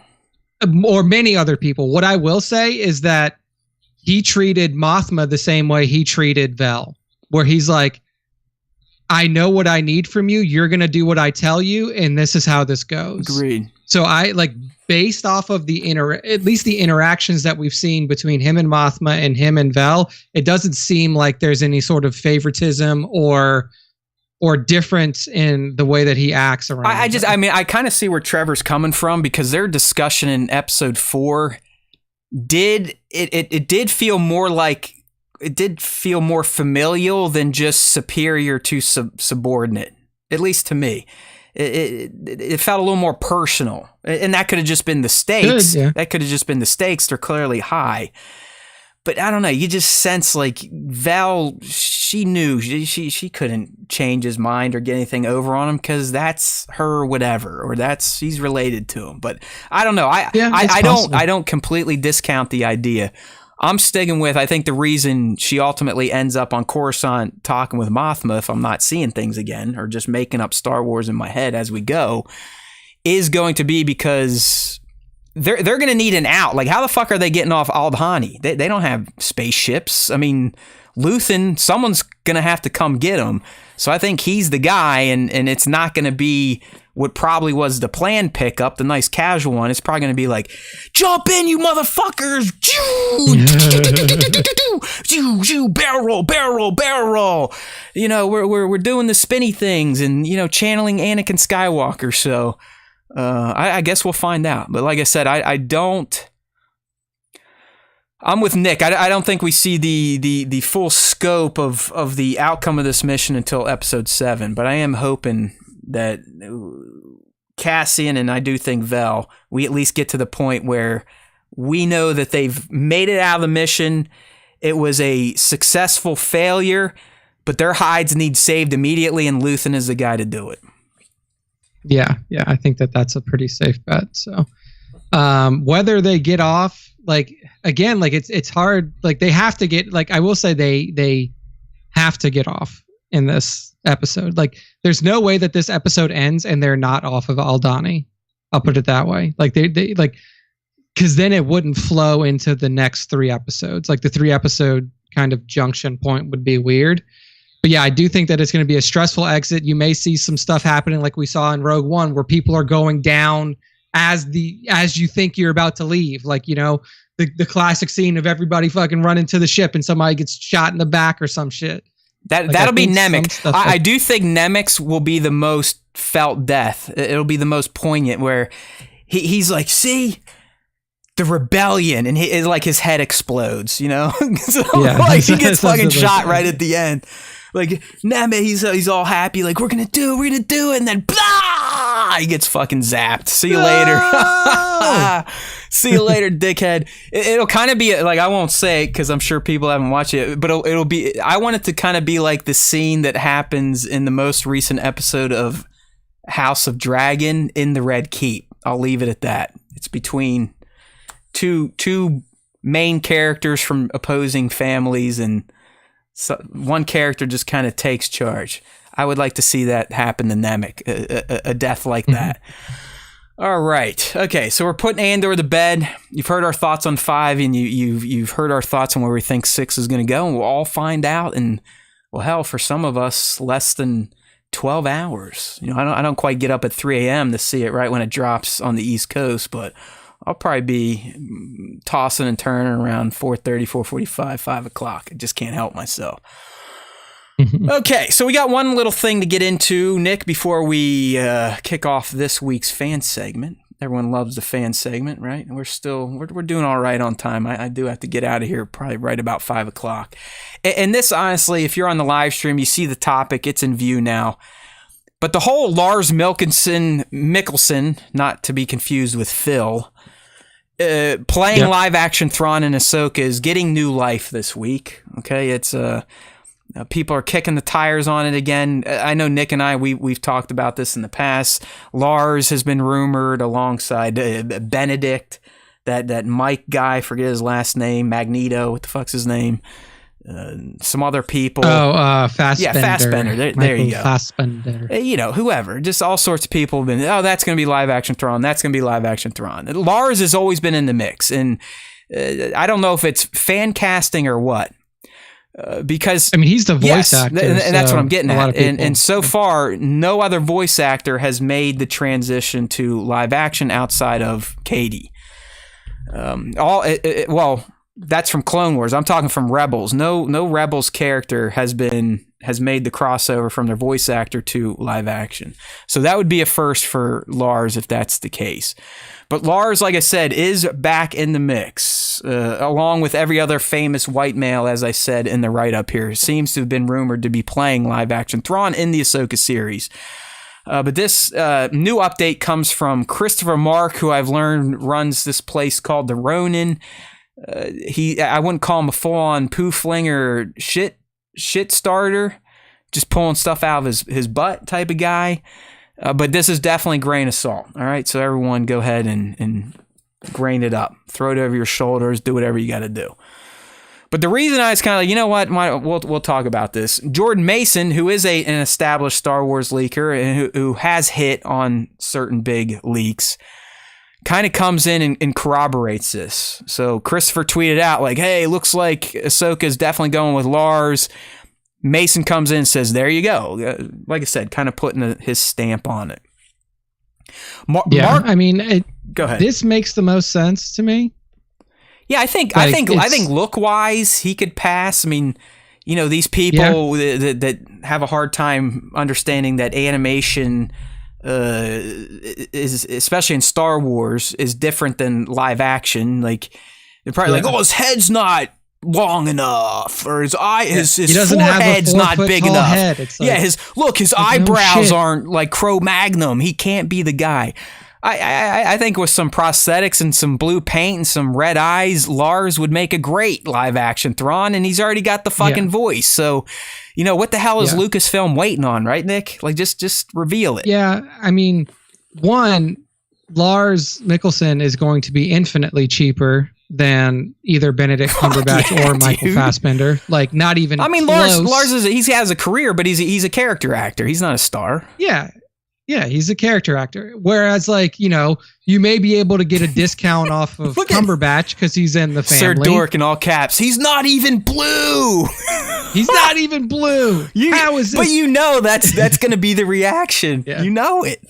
But and then you have Fassbender. Fassbender's a big name star. He's gonna command a price. But like you said, he's already the voice. He already, like, if I'm looking at these two pictures next to each other, and we've looked at two pictures of Mikkelsen next to Thrawn before, this is pretty fucking close. He's got the sunken cheeks. He's got a very, like, similar hairline. Prominent forehead. He's got, prominent forehead. He's got a jawline that's pretty fucking close. Like, you don't have to do much to this dude to make him look like Thrawn. And, like, then you get the added benefit of just not having to do anything with the voice, where, like, people, when you cast Ahsoka, they're like, it's not Ashley Eckstein's voice and all this other shit. It's like, look, either be happy with what you get, like, you know.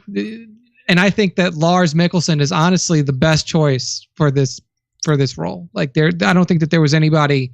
Yeah, I do. I'm going to do at this point. Let's go ahead. We're gonna speak this into existence. Lars is Thrawn. Lars is Thrawn. Go ahead, all you listening. Lars is Thrawn. Lars is Thrawn. Okay, we did it enough. It's going to happen now. It just, to me, it seems like a no-brainer. I'm not quite sure why Lucasfilm is holding the official casting of the series so close to its vest. I don't get it. Like, I understand why they revealed Sabine, because Sabine and Ahsoka, we last saw them leaving together. So if it's a show about Ahsoka, you might as well have Sabine in it. But I understand hiding Ezra. I understand hiding Hera and all that stuff. But why are we fucking around with Thrawn? The guy has been established in the Mandoverse since, 2020? Like, what's the big secret, Disney? We know you have plans to have live action Thrawn. Just announce the fucking actor already. Yeah. I don't get why they do that. Like, I don't understand, especially like for bigger actors. Like, if you're going to say, like, oh, we're going to get fucking, you know, The Rock is going to join Star Wars. Like, fine. Yeah. They come out like fine, I'm a people's elbow you. Termana with a Zoa energy. You just be cutting promos left and right. Oh, yeah. But if it's a huge name like that, then yeah, fine, hold it. But if it's like, we're announcing that the actor who already plays Thrawn is going to play Thrawn, then, like, what's the fucking point? Like, what? I don't get it. Like, Bat's saying they want us to be surprised. Like, are we going to be surprised based on who's playing a character or the fact that the character's in a show? We know the character's going to be in the show. So I don't get why we're hiding the actor. I get why you're hiding Ezra. Okay. He hasn't been mentioned. He hasn't been talked about. Same with Hera. Go ahead. Hide them all you want, because you want us to think that you're not going to touch on the Star Wars Rebels, even though this is a direct continuation of Star Wars Rebels. But Thrawn is an established character in the Mandoverse. His name has been spoken. It's not bullshit. He's back. He's doing stuff. He's got Morgan Elsbeths of the world out there fucking up planets for something. So just announce the goddamn actor already. But, I guess they want to keep us on edge here, keep us guessing.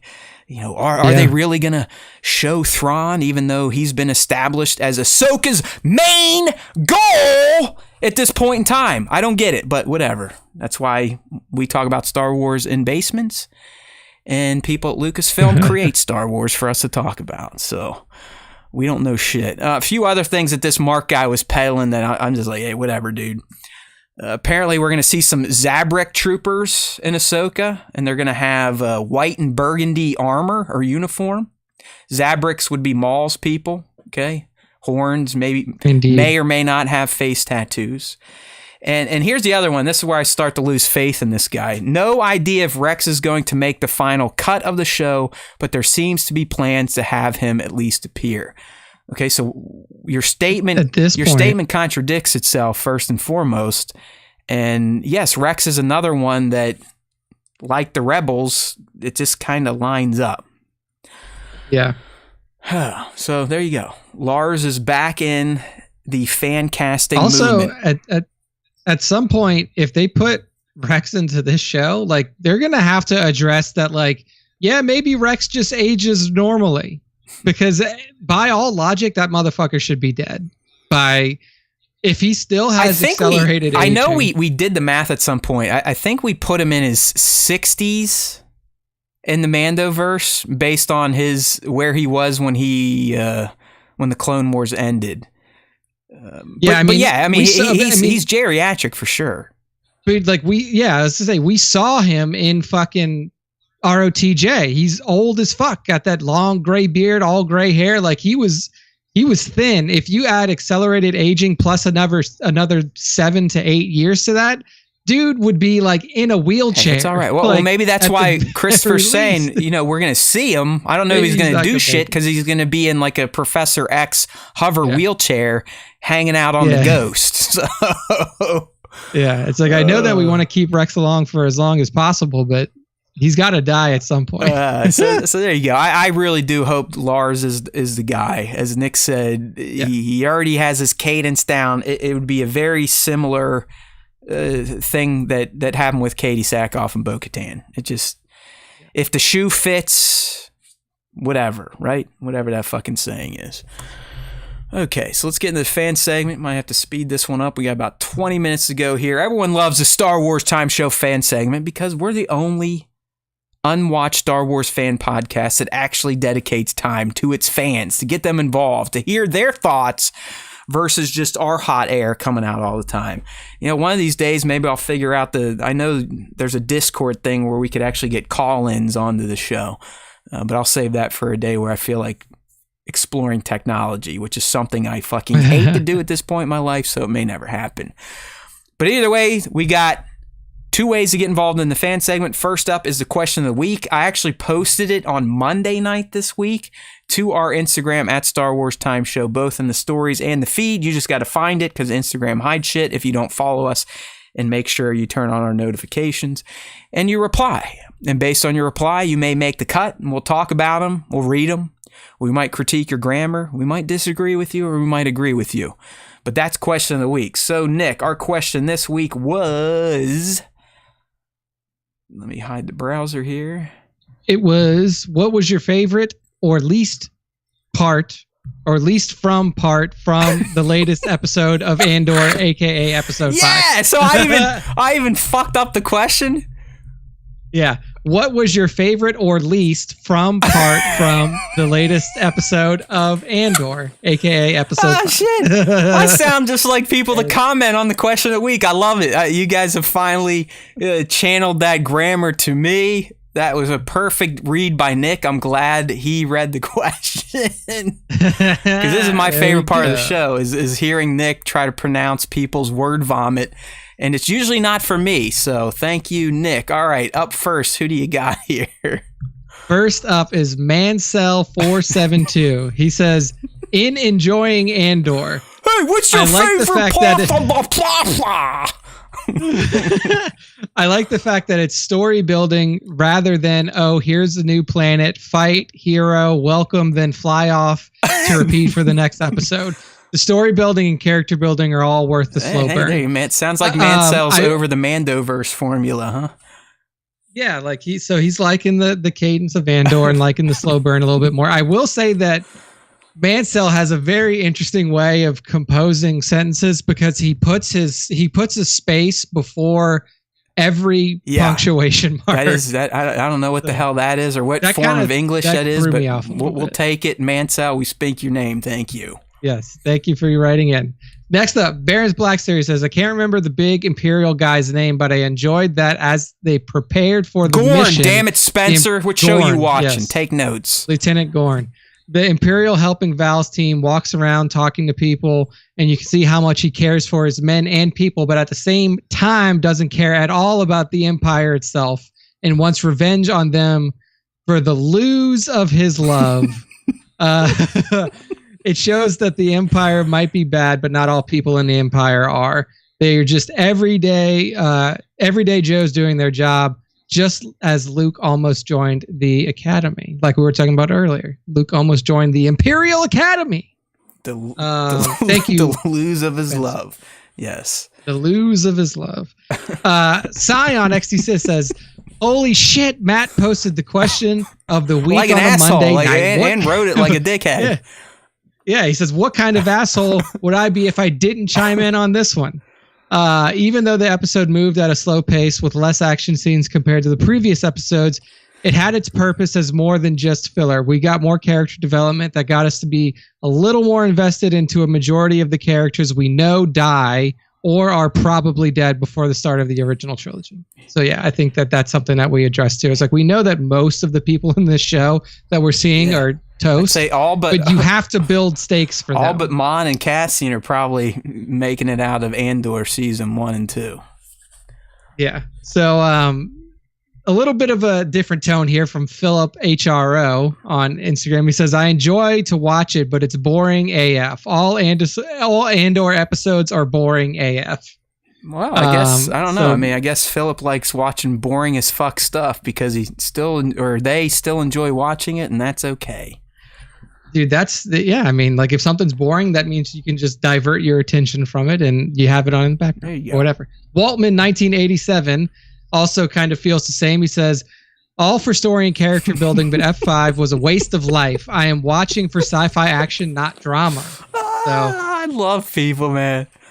You know, like there were a couple other responses, and they were also like one of them was just one word, boring. One of them I also think was not a positive comment. I just love a waste of life. I mean, I don't know, like what these people get into throughout the day. I mean, it's like 30 minutes of fake science stuff, and it gets them that upset. But that's why we love the question of the week. So make sure to keep your eyes peeled for next week's question, which I will hopefully word better.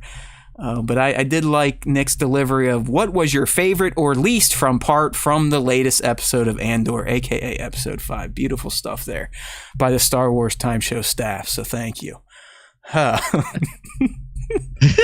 Okay, Nick, let's get into the next avenue of the fan segment here, the next route, the next path that fans can take to get involved, and that is our top 5 Star Wars fan arts features of the week.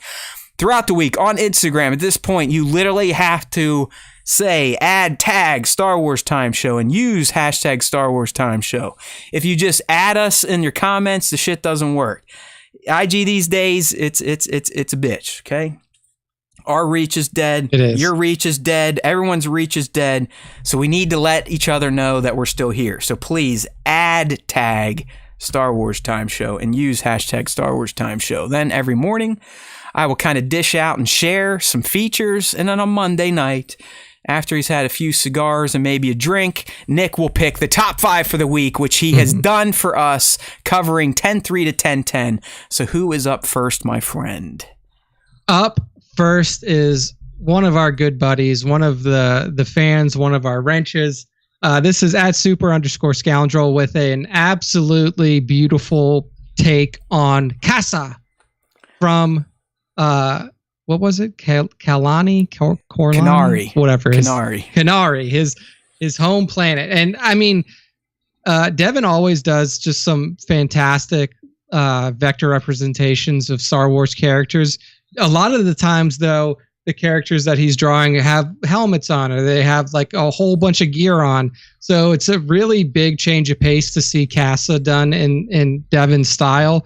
And I just love how, I mean, for lack of a better term, like incredibly detailed and realistic. Yeah, like that wavy hair is wild. Like how Devin essentially is creating a source of light to reflect off his hair to kind of give it that feeling of waviness, movement, in fact.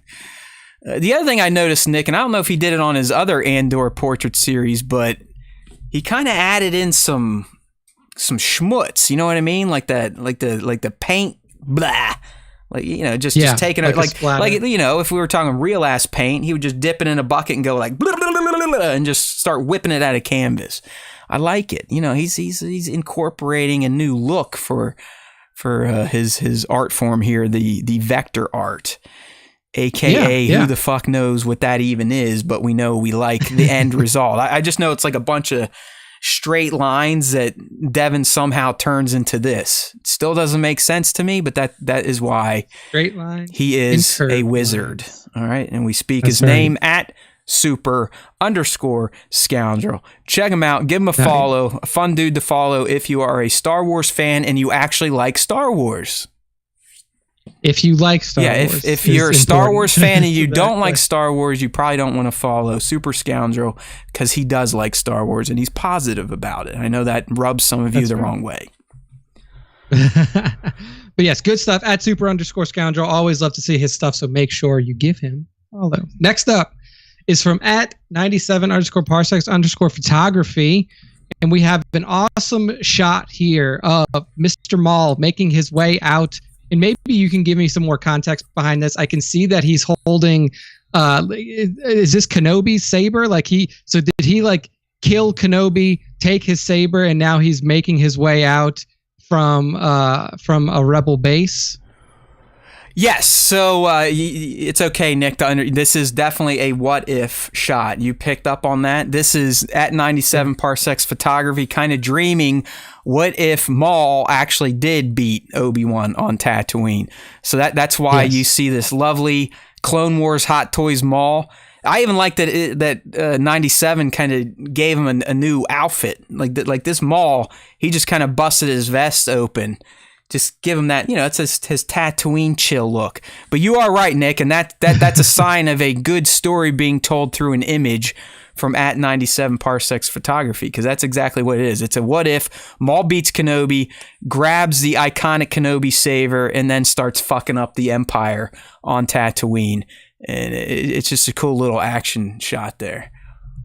Oh, yeah, absolutely. And that's what 97's known for. In fact, I was scrolling through the feed. There was another 97 Parsecs Photography shot up there, and I was like, can't double feature. I've never double featured. No double features. But this is the one that got picked, so make sure to go give him a follow at 97_Parsecs. Hold on, Nick. We got a special report coming in from the field real quick here. Uh-oh. Tones just dropped it in the chat. This comes from Scott Gustin, who tweets about Disney, Marvel, and all this sorts of shit. Apparently, Disney has released their latest Disney Studios motion picture release schedule. Shitload of stuff got delayed. I saw that. Blade delayed a year. Deadpool delayed a few months. Fantastic Four, a few months.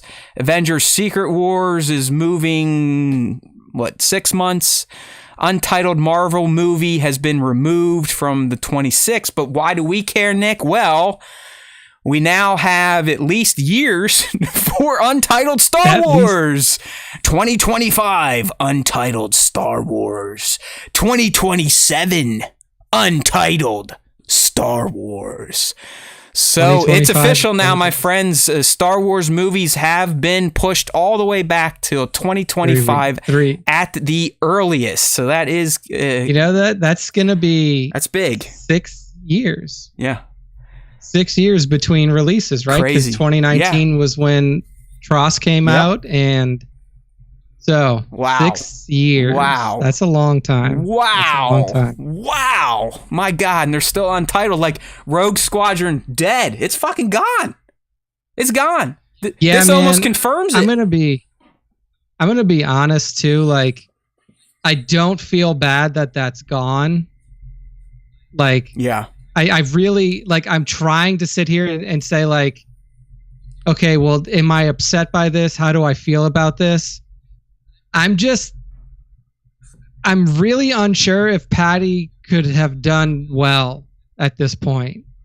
Like, it's painful. I mean, like, it's undoubtedly painful for me to know that, like, we're not going to get a Star Wars movie in theater for 6 years. Wild.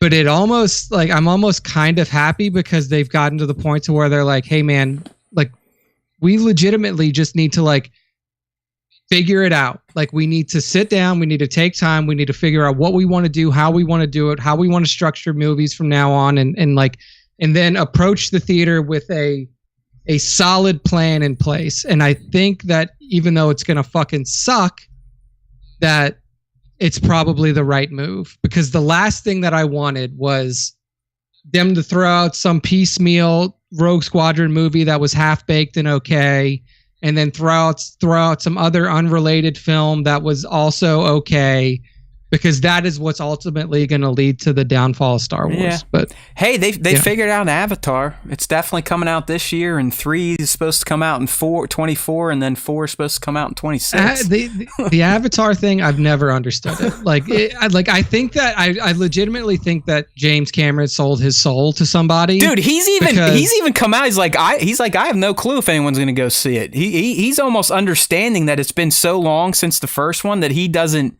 even think it's going to have the magic behind it anymore. But what's fucked is that, like, they re-released the regular Avatar to theaters, and it was the number one movie well, right? when it was over its release window. And I was like, this is fucking insane. Like, that movie was okay, but like I loved it when it came out. I don't know, maybe it was it was like that perfected 3D feel, but I liked the story. Yeah. Anyways, too bad this is a week I need to cut out because, we have a whole other discussion here. But thank you for that, Tones. That's great news, because honestly, the big thing here, and maybe I'll run with it tomorrow's Wednesday. There's no chance. But I guarantee you that this is some good short form content right here, saying Rogue Squadron confirmed dead. Because the fact that it's not even listed on here, that's it. This is official confirmation. Rogue Squadron is toast. And that we're not getting Star Wars to 25. So real quick, let's get back to the top 5. At 97 Parsecs Photography, dude is a beast. Check him out on Instagram.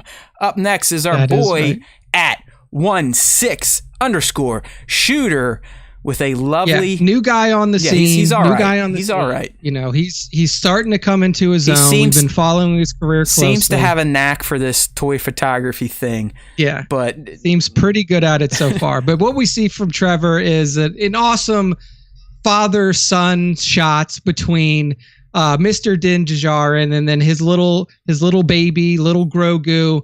Just a nice embrace, a nice moment where they both get to. It's the moment at the end of season 2 where Mando takes off his helmet. He gets to see Grogu with his own eyes for the first time, and Grogu gets to see his papa's real face. It's a beautiful moment, captured beautifully by Trevor. And the sculpt is great. And I actually reached out to Trevor. I'm like, dude, how much was that Din head? Because I want it. I have the hot toy, but it's just with the helmet. I do want my boy Pedro's face. And my only option to get it now is either through a customizer, as 16 did, or just buy the $330 official hot toy that comes with a Din head. So I asked Trevor, I'm like, dude, how much that cost you? Do you want to take a guess how much that just the head cost, Trevor? $45. Oh my God, dude. You can tell Nick's not into customizing, collecting. way north of that. I don't know. Let's just say it's worth as much as a hot toy itself, basically. Wow, really? Yeah. And really, it's the paint. And if you look at it, the paint's fucking perfect. I mean, that's better than hot toys, but I don't know, man. I was like, damn, Trevor, I might just buy the whole fucking figure at this point, knowing the price of the head. But fantastic shot, beautiful sculpt. And yeah, that's our boy at 16_shooter. always here supporting the show, so we speak his name. Thank you, Trevor. All right, next up in the top 5 is at Hixel, and at Hixel put together a very detailed setup here with Boba Fett. I love this, man.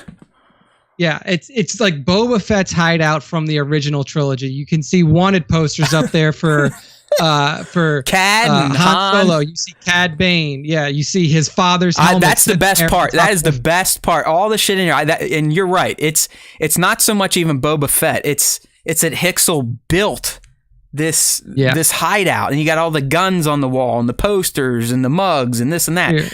But his father's helmet sitting there. It's kick-ass. Even though I think technically he should be wearing his dad's helmet, because I think he just painted his dad armor and kept it for himself. Yeah, he just repainted it. It still works. We get the point. We get the homage to his father. Yeah, but beautiful stuff at Hixel on the IG. Top notch. Always fun setups from Hixel for sure. Yeah, Hixel's been in the top 5 before, and it is mostly because of like his creativity, his attention to detail and setups and stuff like that. So definitely go give them a follow on IG. And then finally, to close out the show, this is at Umbra Toy Photos. Fantastic. And I just thought that this was like a super cool shot showing some bucket heads out in the field. These are Imperial Stormtroopers out in the field.